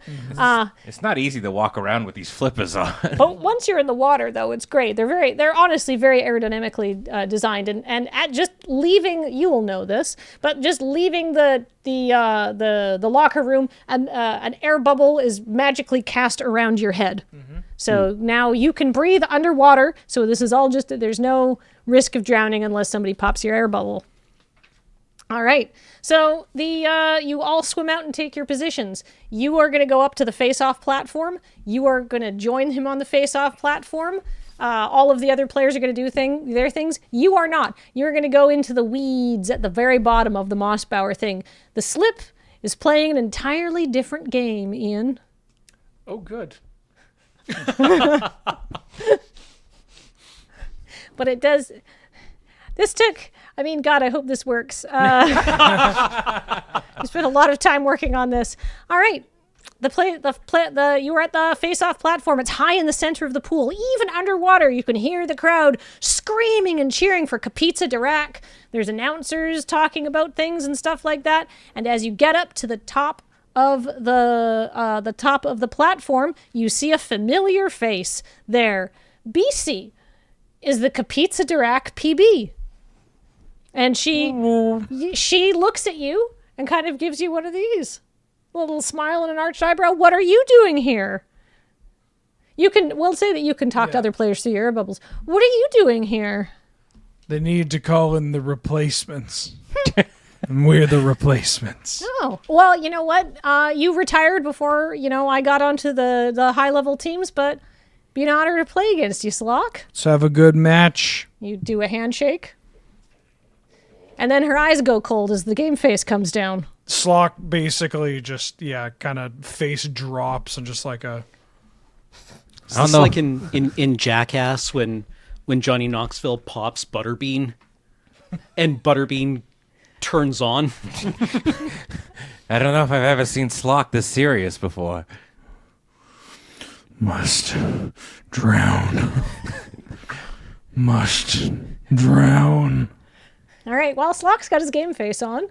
And the bell rings, and a swamp ball suddenly shoots up out of the platform. So, Slock, make me a dexterity check, and BC's also going to make a dexterity check. So remember... +5. Plus 5, so what did you roll? 24. 24. Then... Okay, BC has also rolled a 24. Oh. So I'm going to add your 2... I'm going to say that both of you shoot up at the same time, and you both kind of grapple, but you can't take the ball from one another. You two roll some assists to see if you can, grab into the ball. This will be dexterity. 10. 19. 19?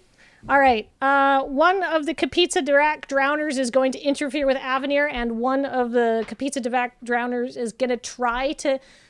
interfere with you. They have like a 25 and a 15 showing, so they have a higher overall score. So I'm going to say after a wrestling match, they get possession of the ball. But you did very well. Good job, team. So while all of this is happening, the rest of the Kapitsa Dirac team just bursts forward, all of them swimming at incredible speeds. 2 other balls slowly now drift down from the water onto the Kapitsa Dirac side, where they are snatched up by the other players, who immediately start tossing them back and forth. It's like rugby; you have to be tossing to move forward. Okay. Handball styles, yeah. And also throwing the balls in such a way as to hit opposing players. Brawls break out all around you as the Mossbauer team answers Kapitsa's Dirac charge. Faint blue sparkles begin to glimmer on the edge of you as the Mercies swim around, frantically recasting air bubble. Every so often, you feel a movement in the water as something small and sharp swims by you very fast. Da-da, What? da-da.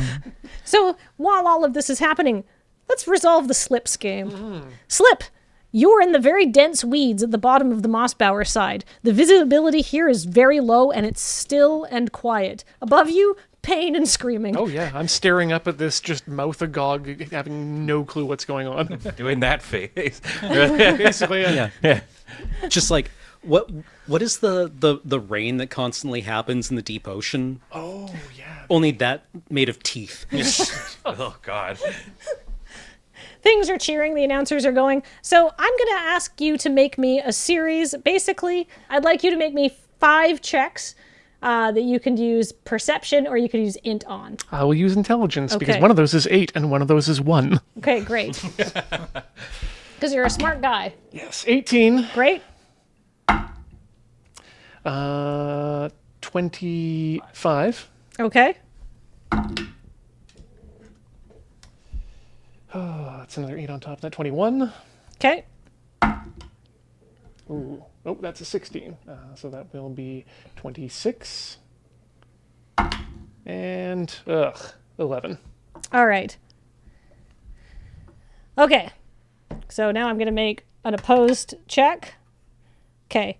So I'm going to say that you, while this is unfolding, you notice that a series of traps has suddenly appeared amongst you. And you think you see out of the corner of your eye just something moving in the weeds, but you can't quite pin it down. However, you do find 4 traps, and you can make a simple disarm check of a DC 10. Okay.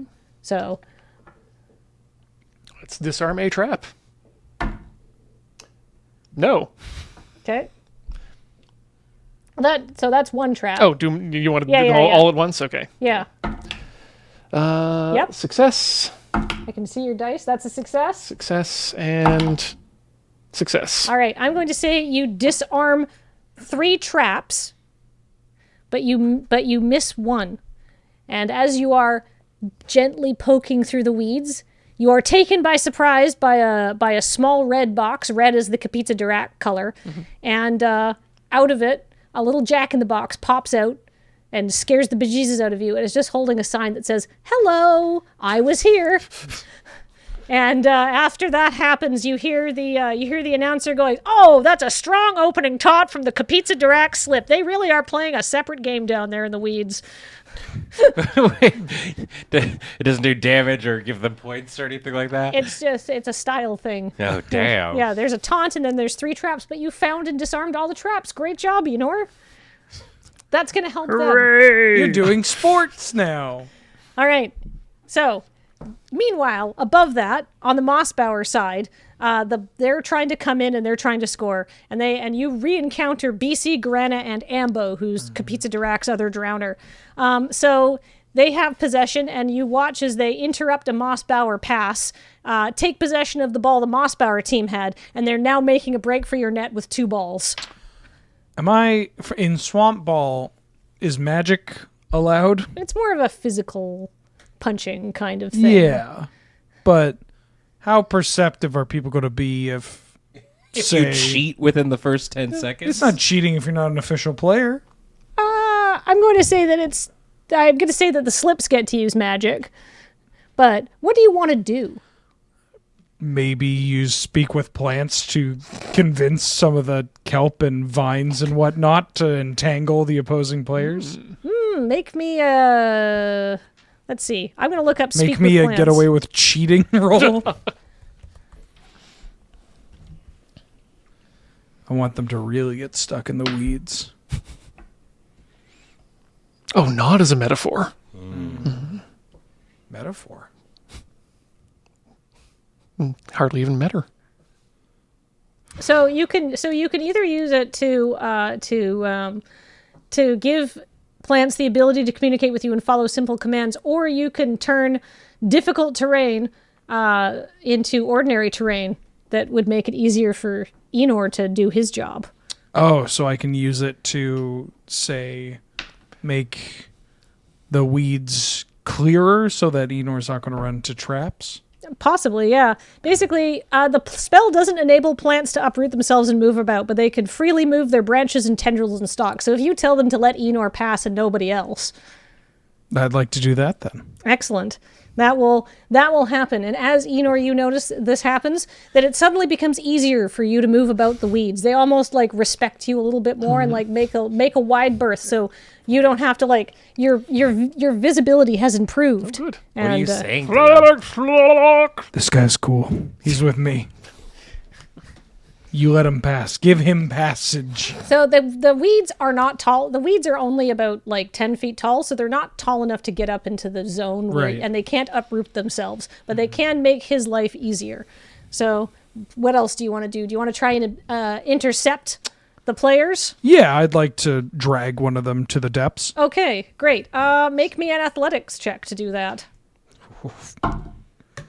Oh, Jesus. 12. It was a really bad roll. Did you had your 5 too? That's with the 5. Oh, bud. Oh no. Yeah. Okay, drowners, do you want to make some attack rolls to try and intercept them and see? Yeah, definitely. I'm on the other drowner, I guess, my opposite number. I'm going to use insightful fighting. They'll let me use sneak attack for 1 minute. 23. 23? Great. And this is what kind of role do you want for I have asked for athletics. But athletics? some kind. Can I use acrobatics? Yes, you can use acrobatics. Okay, good. You can use acrobatics or athletics, whichever is better. Okay, mine would be a 21. 21. 11. 11. Okay. I'm going to say that you are successful. Yeah. And that you describe your success. So I go up to one of the ones with the ball. Okay. And I actually remove my inner tube. And go hoonk and like droop it completely over them so that their arms get stuck like this. Nice. And then I flip it upside down and have it float. Great. Do you try to pop their air bubble? Sure. Yeah. Also, let's kill them. I mean, that's what the healers are for. Yeah. That's Yeah. what they- Boink. Boink. Perfect. And then you hear the announcer say, all right, we've got the Kapitza Dirac Drowner. They're taken out, or one of the Kapitza Dirac Drowners has been taken out by the Mossbauer Drowner in a very unique display of athleticism. Oh, there comes the Mercy. The crowds are like, kind of like, you know, appreciative that it was a good play, but not cheering for having the hometown team get absolutely ranched. However, you two do not succeed on this. You tried to grapple them, but you both fail because they rolled higher than you guys. God, I'm out of shape. All right. Did the one that I have or get have a ball on them? We'll say they dropped one of their balls. Yes. They drop one of their balls, and it's quickly grabbed by a Mossbauer player, and then. Oh, all right, great. Or do you want to? I mean, is it better for as a drowner? Am I just literally supposed to beat the crap out of people? Is that my job, or should I Basically. be grabbing the ball? Basically, if you are on defense, you want to beat the crap out of people. If you're on offense, you have to pass the ball back and forth so you can move forward. And we're on defense. And right? you're on defense Sure. right now. Then I'll just beat the crap and let one of my other teammates grab it. Okay, one of the other teammates grab it, and before you know it, one of the Mossbauer corner sweeps has gotten the ball, and they are off to the races and trying to take out other players from Kapitza Dirac, and it's great. I'm just gonna roll a d4 here for no specific reason. Enor, could you make me a reflex save that's either int or dex, whichever is higher for you? Y'all. Cool. 11. You need to take a break. All right. On a fail, you notice Pova a split second too late, and you feel a starburst of pain erupt from your ribs. All at once, your vision blurs. But not because you're sore, because Pova has also just popped your air bubble. Your airway suddenly closes to prevent you from swallowing water, but it fills your sinuses and burns your nose. The water tastes awful, but before you can start to panic, a light blue envelope envelops you, and the water drains out of your new air bubble. And the Mossbauer Mercy gives you a thumbs up and then swims away back into the fray. I hate this so much. On their two successes, you see BC and Garana, the drowner who was able to get out of your tackle. They wink at you, swim by, and then they take a shot on goal. Does Valencia get a chance to hit anybody? Valencia is running around hitting people. Oh, okay. All right. All right. You know what? They miss. The Mossbauer goalie makes a heroic dive and takes a swamp ball to the face, but The score remains. The score at the end of the first period is 0-0, and then you hear a whistle blow, and then the announcers say, "What an incredible first period of swamp ball that was!" No goals scored by either side, but on the KO side, Kapitsa Dirac with an incredible 17 knockouts. God, Pova's on a real another level. But you know what? Mossbauer wasn't doing too badly. They racked up 8. So that gives the bonus point to Kapitsa Dirac, making the score 1-0 after the first round. How big is a swamp ball field dimensionally? Soccer stadium size? Wow. Like real Yeah. soccer? Wow. Okay, Yeah. that's big. Yeah. But you're All right, moving we're gonna- very fast. Swimming our asses off. Yeah. All right. Everybody comes back into the locker room, and Coach Scrongula looks at you and says, "That was a lot better than I expected. Congratulations. They only got 1 point, and it was only on the KOs. Incredible work, team." And everybody was working real hard. She says to the Mercy, "Fantastic work. Very on top of things. Goalies, great job. All right, well, all we need to do is do that 2 more times, and we'll keep the score at least somewhat respectable. Yes, let's not look embarrassed." Yay. What? All right. Now that you've done sort of your practice round, it's time for another face-off. So you go back to the face-off platform. Everybody, once again, Slock, I'm going to ask you to make me an opposed dexterity check against BC. Jesus Christ. 17. 17. BC has a 26. So she is going to immediately grab the ball. And then the loudspeaker screams, "Oh, Kapitsa Dirac takes second possession!" Then the second period unfolds much the way as the first one does, with incredible ferocity. Out of the corner of your eye, you see a sleek brown shape streak overhead, leap out of the water, and then dive back down with a ferocious elbow drop directly onto the head of a Mossbauer corner guard. They drop like a stone, bubble and consciousness obliterated. Damn. Brutal. I assume it's Pova. I assumed it's Yeah, Yeah. that's Pova. But just in the second it takes you to, sorry, I thought everybody was gonna. The second it takes you to like notice the person dropping, she's gone already. No. She is going through the crowd, and she is one of the other corner sweeps trying to chase at her, and a Mercy is already diving down after the unconscious person. And while this is happening, you guys are all so distracted by this that you almost do not notice a sort of sturdier and fuzzier shape shoot past you into the water.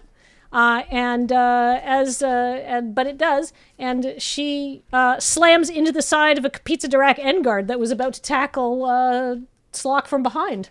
And then Valencia looks at you, boofs, and darts away. Dog shark. Dog shark. So this is all happening. Kapitsa Dirac have possession, but now, Enor, what are you doing down in the weeds? I mean, try to find Pova, honestly.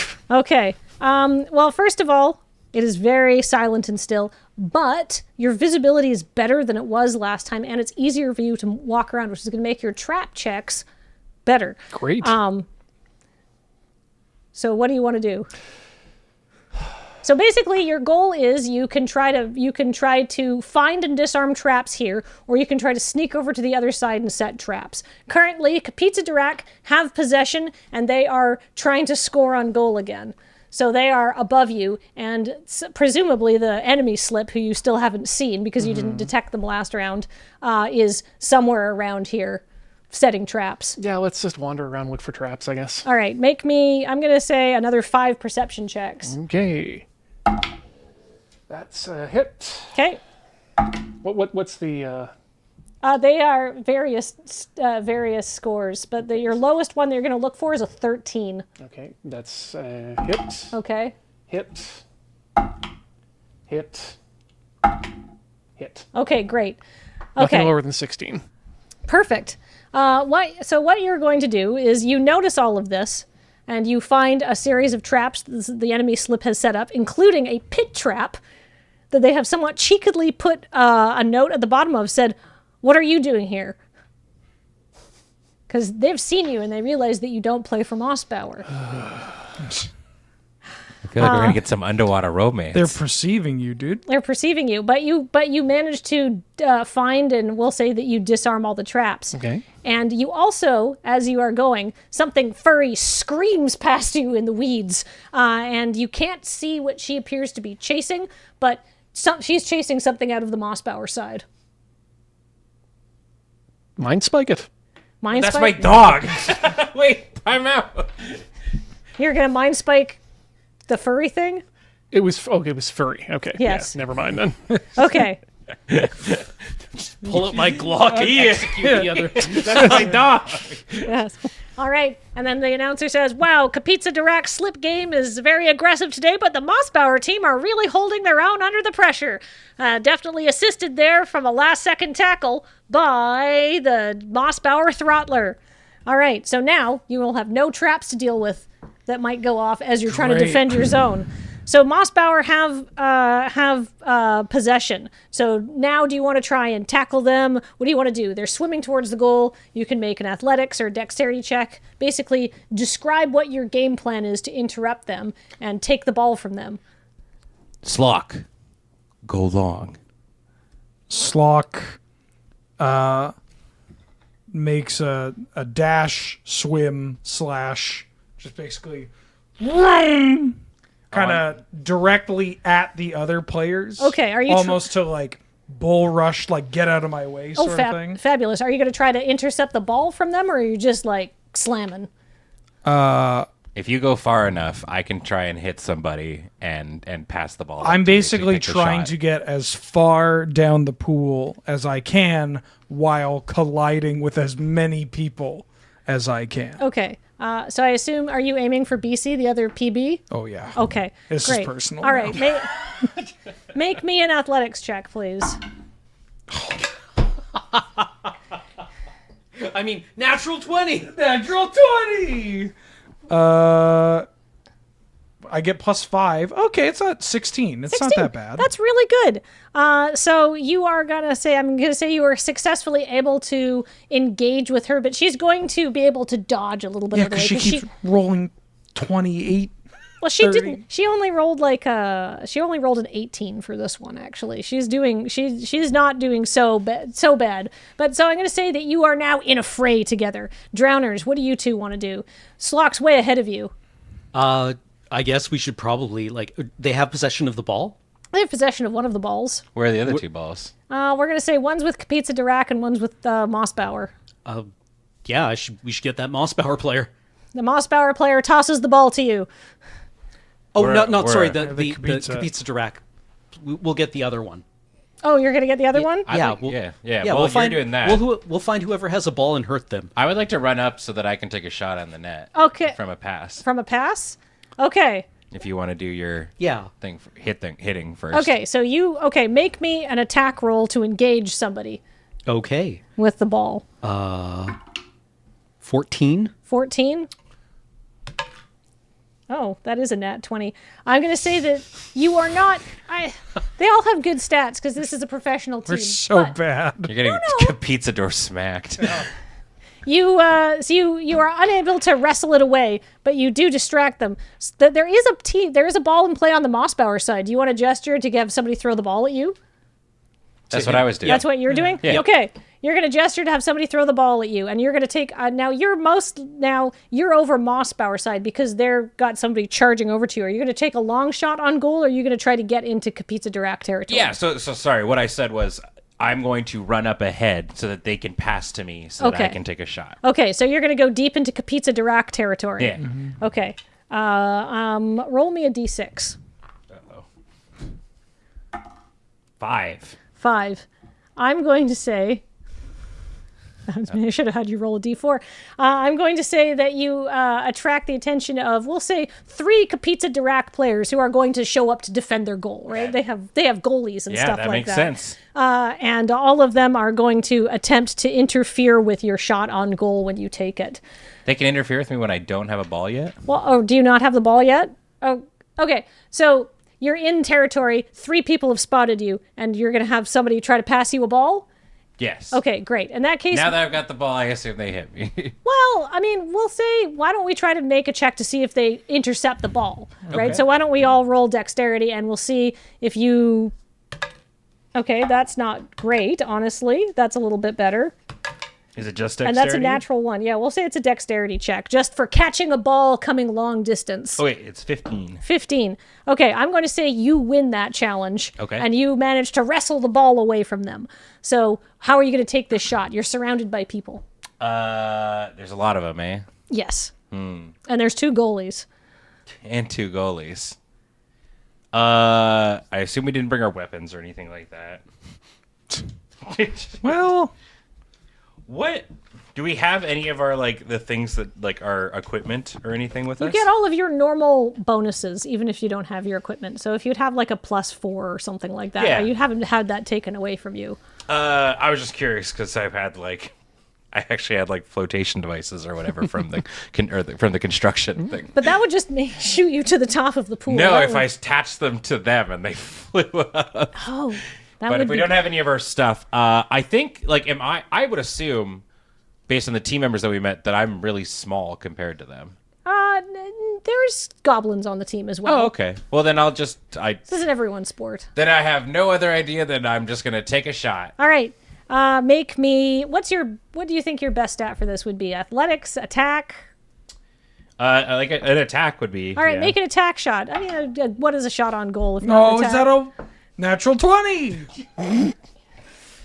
It's a what? We're so...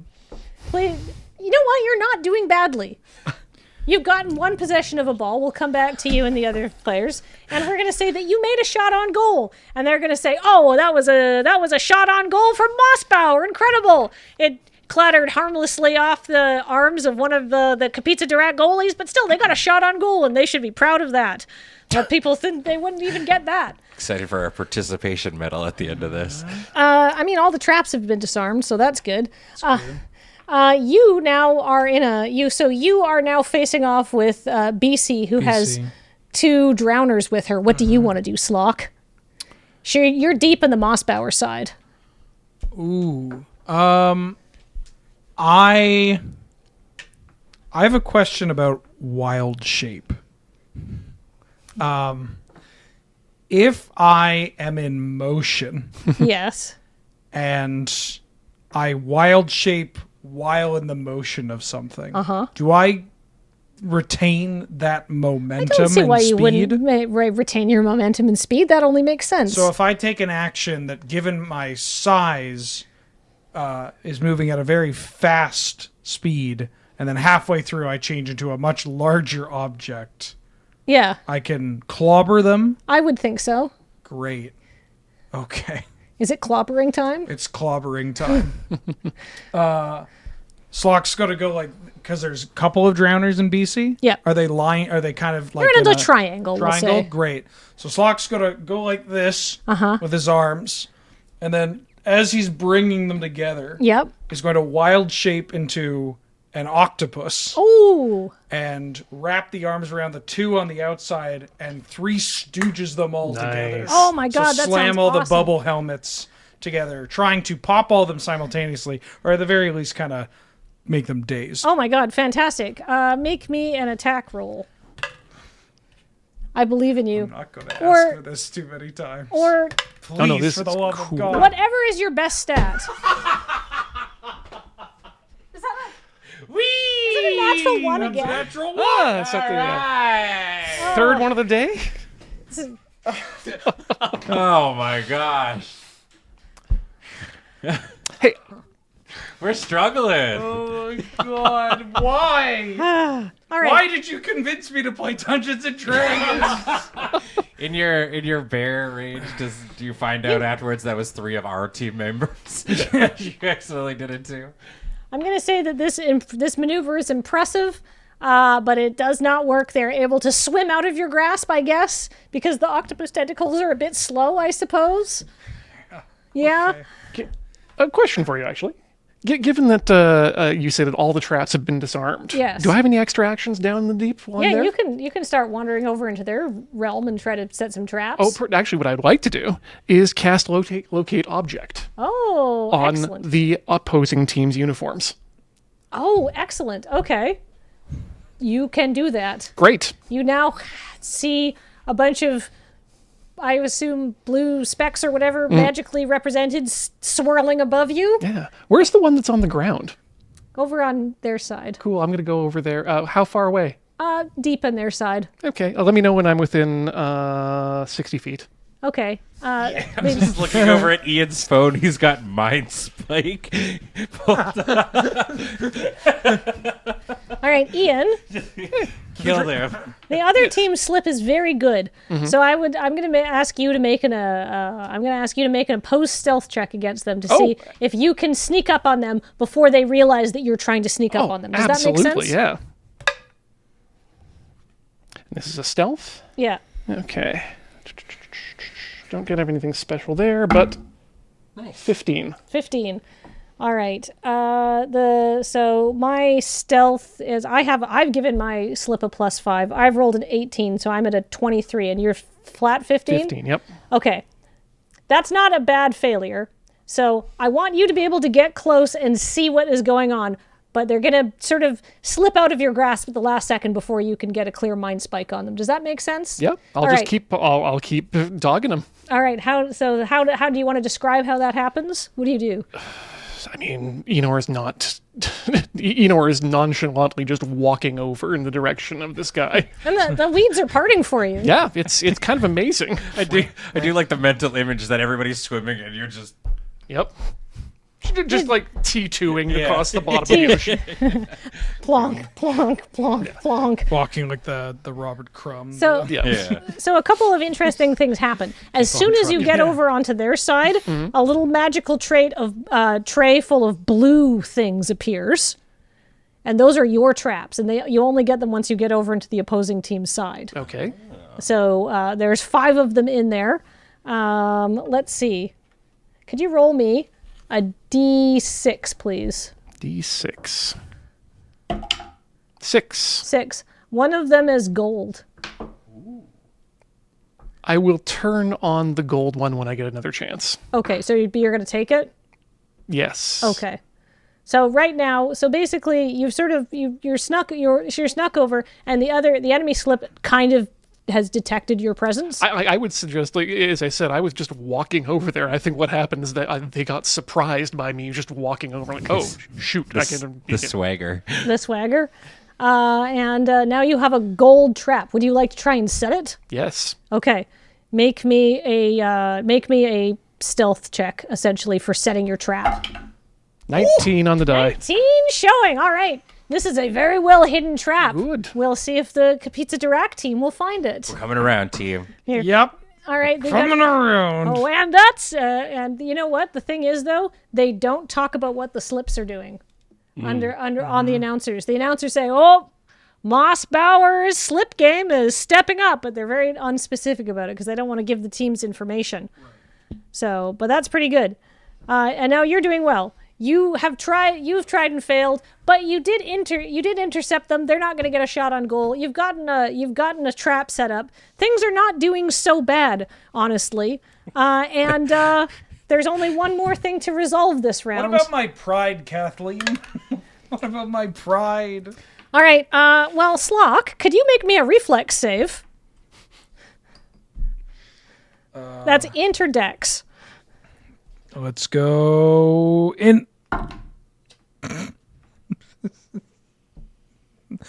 I get +5 though. Yes. Right. 14. 14. I'm not rolling very well today. That's okay. You have a third period. You feel Pova coming up behind you a split second before she makes contact, but she manages to get her forearms locked around your neck.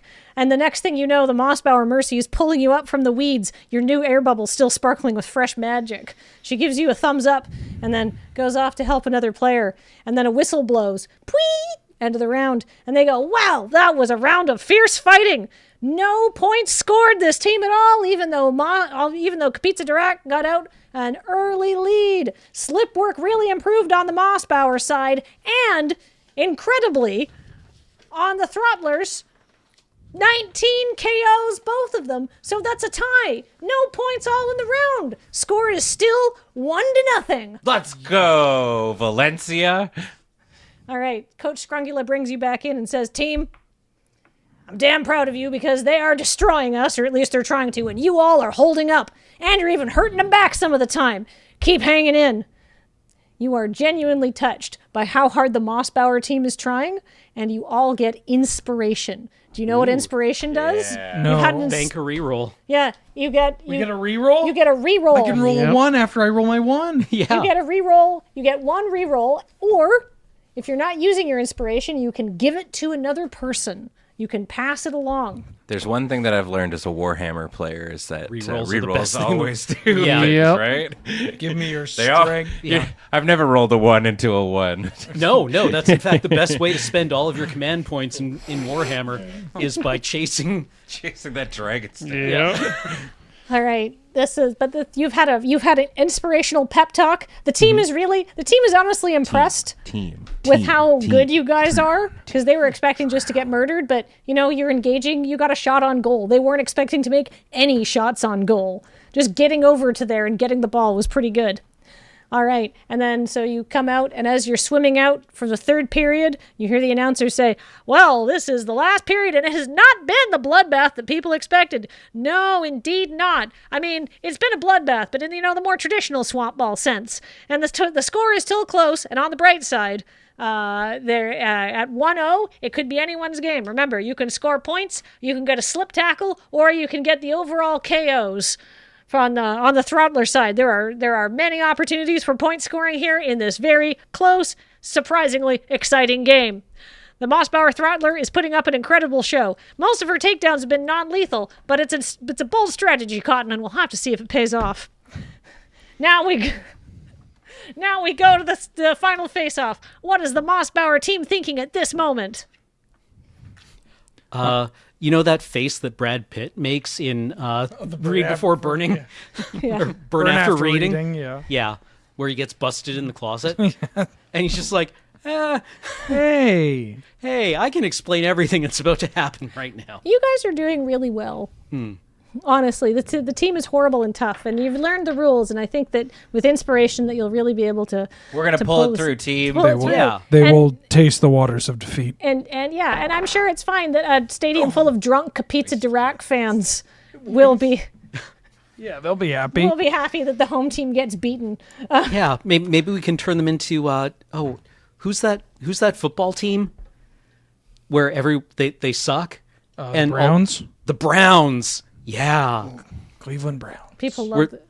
Where that one guy leaves the stadium and they get video of him screaming from across the parking lot, "I'm tired of losing." All right. As his wife is like, No. Hopefully it's not the Kapitsa Dirac people having a Cleveland's Browns moment. But we know that's going through your heads as you come up to the last face-off. Once again, make me that dexterity check. +5. You have inspiration.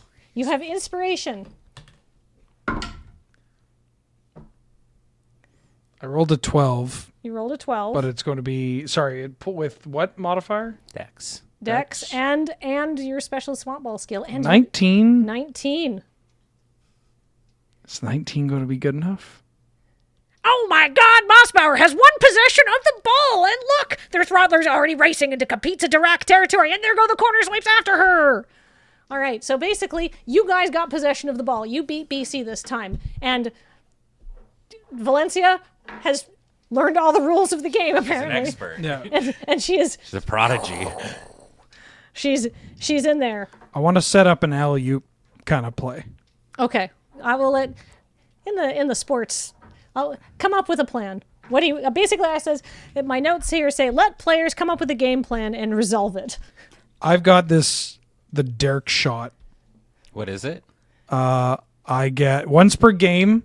I get to take a shot on the net with advantage. Okay.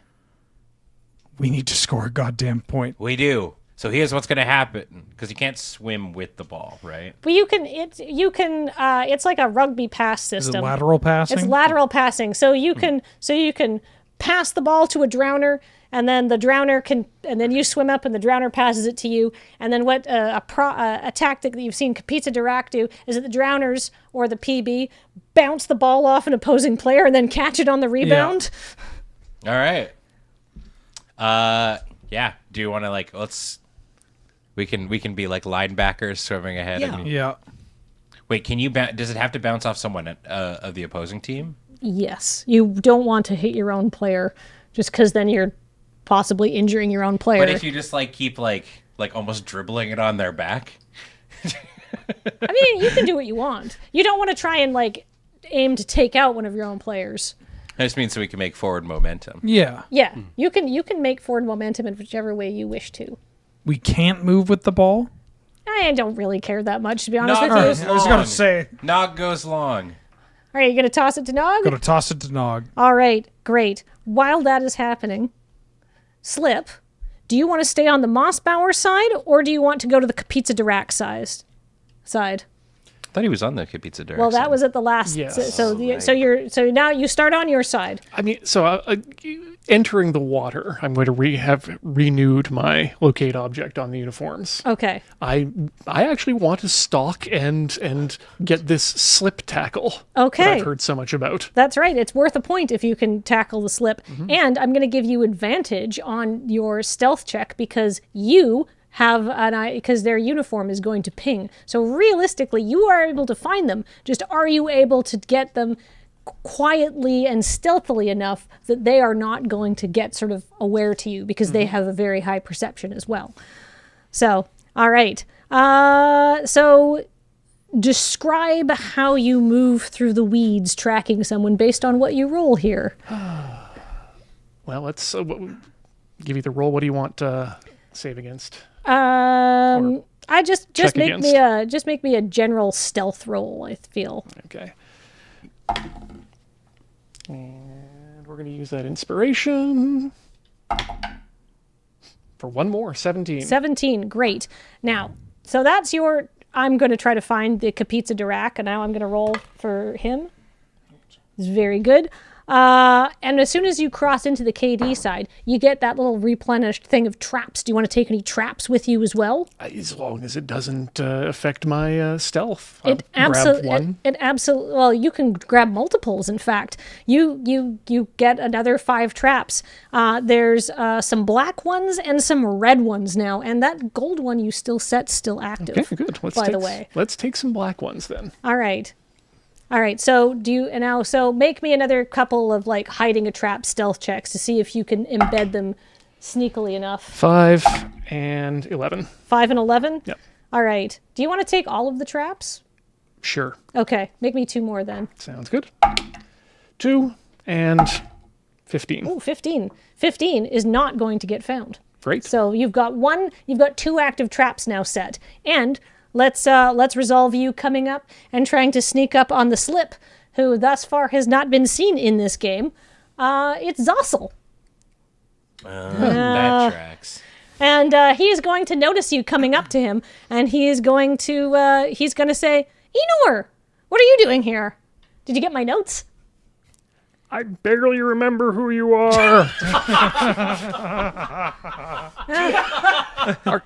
Were you the drummer? Yeah, man. You guys interrogated me. I remember you. For Enor, it was a Tuesday. I don't think about you at all. Put And the 2 right next to the gold trap from last round, so when he finds it, he Doubles up. yeah. all right, he's going to say, well, peace then, and he's going to disappear back into the weeds. And he is going to, I'm going to roll it again. He is going to be able to stay 1 step ahead of you, just evading you. But you do get 2 traps set, which is very important. PB and Drowners, Apparently. you're on your way to the net, and now you're passing, Slock's going along, you're going the ball back and forth. Describe what you're doing here.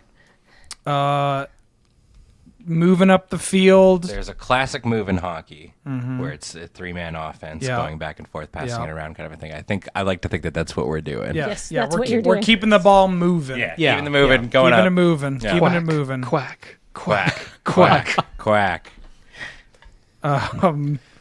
And kind of faking out people too. Thinking we're going this way, then we start going this way. Your guys are looking good. You're moving well, I think. Yeah, We're the old moving. razzle or dazzle. Yep. All right, you give them the old razzle and dazzle, and you sneak past a pair of end guards. But then 2 corner sweeps come up to you, and as they come up to you, a trap goes off, and an electric eel shoots out of the grass, and is like, and they have to make an emergency animal handling check. Aren't you glad that Enor disarmed all of your traps? Good job, Enor. Oh, they get a nat 20 on their animal handling, and the electric eels bolt You harmlessly suck, dissipates. Enor. I mean, but the thing is, because they're Circle distracted, life. because they're distracted by this, you have now, because they're dealing with this, you now have advantage on trying to break this their interception. So what do you want to do? Give me the ball. I was gonna say if you wanna go for the oop, I want to. alley it. I would like to go for the boom shakalaka. The boom shakalaka. Gonna set him up. Yeah. I'll Nog sets it up. I'll try to provide some kind of guard. Slot goes up, gets the ball, and just kind of zones in and goes for the Derek shot. Okay, make me an attack roll with advantage. So take 2. up. Use the higher result. You two make me a attack roll. I'll make some. Sorry. I roll. I'm going to roll 2 d20s. You're going to roll 2 d20s and take the better one. What 21. did you? 21. You win your encounter. I would like to use my inspiration and re-roll one of these. Okay. What? No, you Right. don't need to. You get 2. Like the Dirk shot is just like free inspiration once per game. Oh, but So you- what if both my rolls were crap? What were your rolls? Well, it was a 5 and an 11. 11 and 11 plus 5 is 17. No, 16. I can add. But I could do better than that, right? Do it. Save it. Save it. Save it. Save it. Okay. You get one more. I'm going to re-roll mine. I'll Okay, use sure. my inspiration. Great. 24. Well, 24. technically, it's going to be 19. Okay, 19. See, that's pretty good. Honestly, that's fine.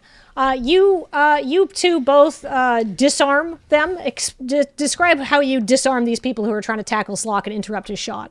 Since I'm the one passing it up to Slock, I go ba-donk off their face and they fall back, and then catching it, pass it up to Perfect. Slock. And you pop their bubble and they go and they're out of the fight temporarily. Avenir gets the read on this other person, who he's been studying them very closely all game, and realizes that they only like maneuver in a plane. Right. So Avenir strikes from on high. Caca! Perfect. You pop their air bubble, I Yes. assume. Oh, Capizza Dirac had 2 players popped in quick succession by a furious Mossbauer offense. And looks like Mossbauer's PB is lining up to take a shot. And it looks like a good shot. Let's see if it clears the goal. So you rolled a 19. Yeah. Ooh. Bow, bow, bow, bow, bow. It buries itself in the net. Mossbauer scored. shakalaka. It's clear. It's tied up the game. Woo! Mossbauer retains advantage. Let's see if they can go in for a clinching point. Slock does the gritty. He just underwater. I just hit that gritty underwater. Look at that. My God, is that the famous point dance of legendary Dirk Butts Drowner Slock? I gritty into the stanky leg, into the... I do like in this universe. and then I just start Slock doing the invented Dougie. the gritty. Yeah. They're not called this in Yeah, here. It's yeah. going to be called the Slock. My God. Slocky, yeah. He's hitting the Slocky. Look at his moves. How much does he weigh? Enough! That's a wrestling Yeah. reference. Art Donovan. Yeah. Yeah. And let's see. Then that happens, and you still have possession of the ball. So because that's how it goes, there's if you can grab another ball, you can make another shot. You're deep in Capizza Dirac territory, and they still have you still have an untriggered trap on your side. Hit me up! Special delivery, come on! All right, a Mossbauer player sees you and launches one of the other balls that they have been holding on to for dear life over at you. Make me a dexterity. I don't need to roll for this. Their throw's going to be good. You make me a dexterity check to catch it. This is why I was like, save your inspiration. Is that an 8? That's an 8? Well, no, it's going to be a 15. 15? I'm going to say on a 15, you catch that. It's All right. They're not trying to... It's a gentle, straight pass. Okay. Oh my God, the Mossbauer PB's gotten another ball. He's going in for the advantage, but oh my God! Here come the Kapitsa Dirac offensive line, and they look mad. It's Garana, BC, and Ambo, and they are going to tackle you. And what do you want to do? Do you have a plan for how you're going to do this? Well, the octopus one failed. But I'd like to kind of throw up the ball and kind of do like a bicycle kick. Oh, okay. But as I'm doing the bicycle kick, I'd like to wild shape into the Ravnican equivalent of a blue whale. And using my momentum. That's so big. Yeah. I'm going to say you can be a huge squid. I'll be a huge... How about a bull shark? Oh, a dolphin. We'll take a dolphin. A large dolphin? Like a yoked flipper? Can I be yoked flipper? You can be yoked flipper. Yeah, all right. So I bicycle kick into yoked flipper. And I give the like noise too. Just whack. Smack it. And kind of over smack their the heads ball? as they're... All right. So make me an attack roll on that.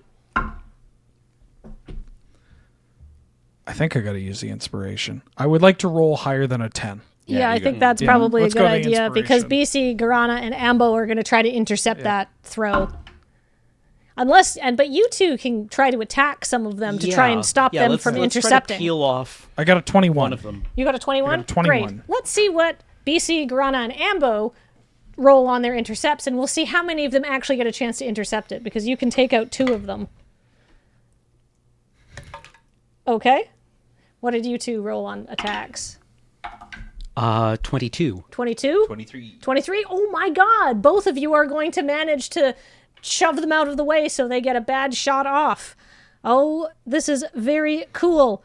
All right. Then, so the sailing, and then the only one left. So you've taken out both of their drowners, so it's going to be an oppose between BC and you. And the red mist is down. So what was your total roll? 21. It ties. So you two grapple for the ball furiously. Your shot doesn't go through, but they're not able to take possession. And while you two are wrestling, and then all of a sudden, a gold trap is deployed as you wrestle over some weeds. And it's that trap that you said earlier. Mm-hmm. And then you hear an air horn going beep, beep, beep, beep, beep, beep, beep. And the announcers suddenly scream, "Oh my God, it's spike ball time!" And the ball suddenly grows a huge amount of horrible looking spikes. And they say, "It's spike ball for Mossbauer. Mossbauer now have the chance to do one shot. And if Kapitsa Dirac doesn't pick it up with 5 seconds, they're gonna get a free shot in the groin. Oh my God! It's the 5-second rule with only 15 seconds left on the clock." Wait, we get Rochambeau'd? No, you get to Rochambeau them. Oh, God. Remember, you guys talked a lot about the 5-second rule. Yeah. So basically, you get to aim a spiky ball at them, and they have to retrieve it.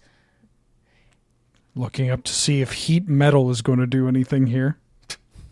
We are cheating to the max. Yeah. Welcome to sports. We're trying. I could have said that you're not allowed to use any of your abilities, but I didn't. So we threw the ball, and the ball's now just spiky. yeah, basically the trap is set off, and it's the golden spike ball trap, which activates the 5-second rule, because I really needed to work the 5-second rule into there. So, and you guys described it as you roll the ball towards the other team, or in this case, we'll say launch it with extreme prejudice, and the spikes somehow through the power of magic will only hurt them, but they have to get it within 5 seconds. And if they don't get it, you get the possession back. One of their players are scattered because they're all diving for the ball, and you get a free shot on anyone who's trying to intercept you. So there's one more trap that Enor hasn't Enor managed to set Enor managed to set 2 successful traps, and now this is the second one that's fired off. They have to hold the ball. They have to hold the ball. They have to catch it and hold it. How long do they have to hold it? They have to catch it and just hold it still within 5 seconds. How is heat metal going to work with the fact that we are underwater? I will say it will make the pretty warm, but not. I mean, it's got horrible spikes all over it. I don't think you need to make it particularly more lethal. My thought was that if I throw it and superheat it, it's going to also just cause a reaction in the water and might bubble up and steam and that sounds like fun. Obfuscate the actual object. And if they try to hold it, they have to make a Constitution saving throw, or they drop it. Oh, perfect! And it just deals damage to them. That sounds great, because if they catch it and drop it, that's not catching and holding it. To add on to it, then, since we're just going the distance, can I cast Fog Cloud around it? If magic's all okay. Sure. All right.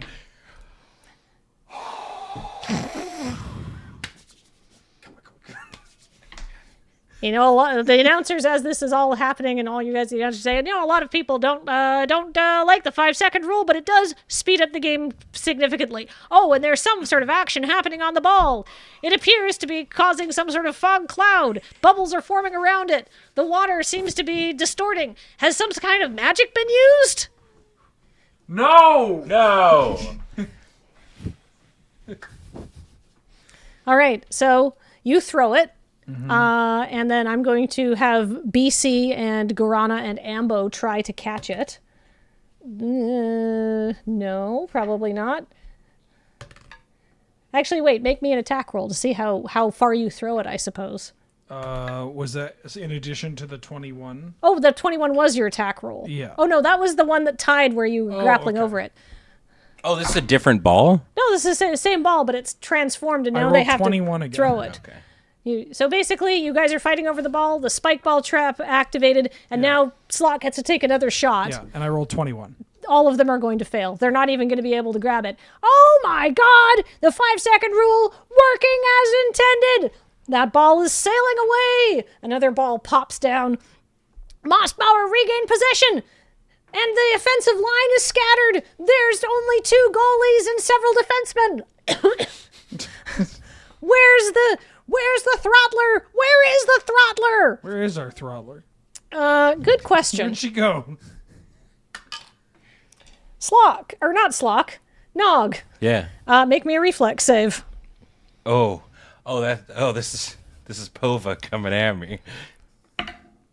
What do I do? Like acrobatics or reflex was, I had written it down somewhere. Where'd it go? It's been dexterity or intelligence. Yeah, whichever is higher for you. 15? All right. Let's see. I have written down a whole bunch of stuff that's going on here. Let's see. A deep instinctual fear suddenly prickles up your spine, and your neurons start working than they have ever worked before, because they are passing what is the most singular and important message that they have ever passed in the history of your neurons. You turn around as Pova's fist swings by and grazes the tip of your nose. It feels like seconds passed as you watch her arm streak by your face. Relief washes over you, only to feel as her shoulder impacts you clean in the sternum, and you both go flying. "It's not a clean hit!" the announcers scream. "She's going back for another strike!" You suddenly feel very sore in the sternum, but only for a second, because now, Nog, you are dreaming. You're floating in a giant bowl of apple jelly on a boat made of celery, and the sky is yellow and sunny. Oh, this one again. What do you do? I look down at my boat, and I reach into my pocket because I know this dream. and I pull out a little jar of peanut butter, and the other one a little jar of raisins, and I start. Come on, crew! We have to make the perfect boat. And I just start slathering the peanut butter and sprinkling the raisins. Oh, Mrs. Turpenstyle, you're looking lovely today. Just as Mrs. Turpenstein goes to say, "Why, thank you, Nog. You are the best captain." Suddenly, the beautiful hazy yellow apple jelly snaps away, and you are in a brown pool. And speaking of brown pool, your face is very wet. And something blurry and brown is coming to you very quickly. Would you like to try and get away from it? Yeah. You are dazed, and you will be making this roll with disadvantage. You got it. Well, 16's pretty good. That Let's is look pretty at good. let's look at the bad one.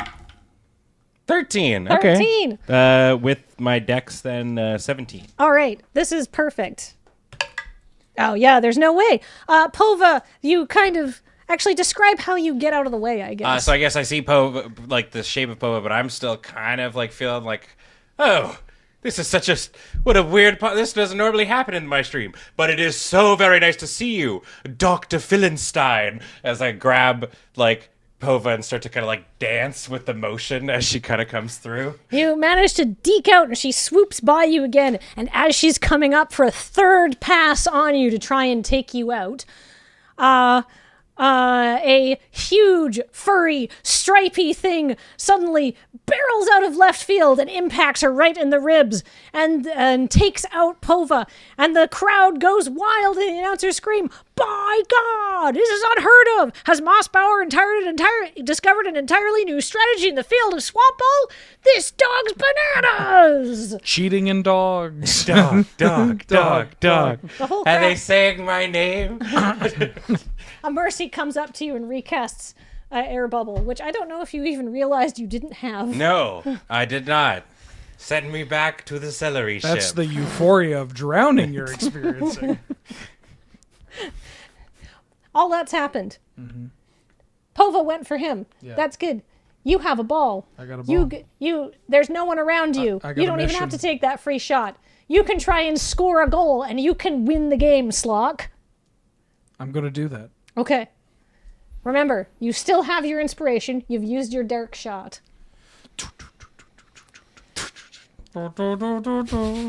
Slack. You could do it. It's a little hard to do, considering the size of the goal, but Slock's going to basically build up momentum and kind of, you know when Trinity runs up the side of the wall? Yeah. He's going to effectively do that and then use that while he's dunking the ball, but kind of going sideways through the water. Perfect. So like, and going up to dunk Excellent. on the gigantic net. Okay. Make me an attack roll. I've already rolled some defenses from your goalies, and I'm going to say one of them rolled real bad. Ooh, 23. 23. Just as the final seconds of the match conclude, bow, bow, bow, bow, bow, the scoring buzzer goes wild. Mossbauer scored again. Final score. Mossbauer 2. Kapizza Direct 1. Go! Hits the gritty. The The Slocky. Hits the Slocky. It's never going to catch on if you Hits the Slocky. Hits the Slocky. All right. We're building these people an arena? There's going to be a new rule fining people that do celebratory dances after There this. might be a new rule that you can't use magic in Swamp Ball after this, but you know what? But the dog stays. The It dog. took 10,000 years for somebody to violate the magic taboo. Yeah. Yeah. Yeah. So anyhow, the crowd. You go wild. You're doing the The crowd sloppy. goes mild, I crowd- assume. The crowd's mild, but still appreciative because it was, honestly, an excellent game of Swamp Ball. People were not expecting much from this, and it was genuinely exciting. Lots of teeth came out. And there's no overtime because they only do sudden death in playoffs. So the crowd the crowd cheers, and you know what? It was a good game, so people are going to start tossing cans of beer into the water, and the players, yes, exactly, are going to go up, grab them, crack them, pop their own bubbles, and then drink and cheers while they go up and do like the team high five. I know Good game. I've wild Good game. shaped twice Good game. already. Good game. I am still at the bottom of the thing because I have no idea how sports work. A None beer, of the game's over yet. a beer What's floats going on? down to the bottom of the weeds and hang and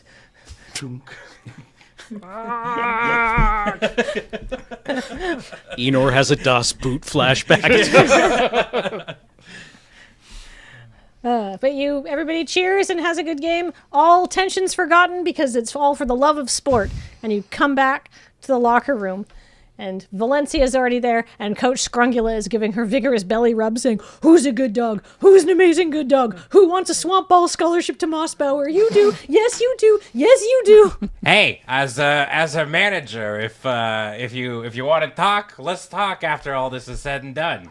Well, I don't know if I necessarily want your dog, because she's your dog, but I would like to hear about your dog training techniques. Well, I mean, she's an adult now, and if she wants to go off and get a secondary education, who am I to stop her? All right, you can talk to Coach Scrungula later. Yeah. All right, Tizia is there, Slock. And she looks at you and says, "Slock, I know you're a professional, but you didn't need to make them look that good. You could have just tied the game." You know, it's a team game out there, Coach. And it's you got to play in the pool as you got to play in your head. And we played some by the books swamp ball. It's a good clean game. Good clean game. Good, clean game, Slock. And then she's going to stop talking to you because she doesn't have anything else to say to you. And she's going to go over to Scrungula and interrupt her talking with Nog. And she's going to say, "Hey, I do find, I think you'd say that perhaps that the players that we furbished with you might have been better than the players that you had. So, do you think you might owe us one, Scrungula?" And she's going to do her Tizia thing of Wheeling and or dealing. getting advantage over Mossbauer because it's useful. The whole locker room is crackling with healing energy. There's showers so you can degrease yourselves and get clean and stuff like that. Nice. Grease ourselves. You coming Yeah. in, Avenir? Oh yeah. And you can change back into your... Winding up a towel. Coming in? Come on, Avenir. Come on, Avenir. They're private showers. No one is forced to share with anyone else.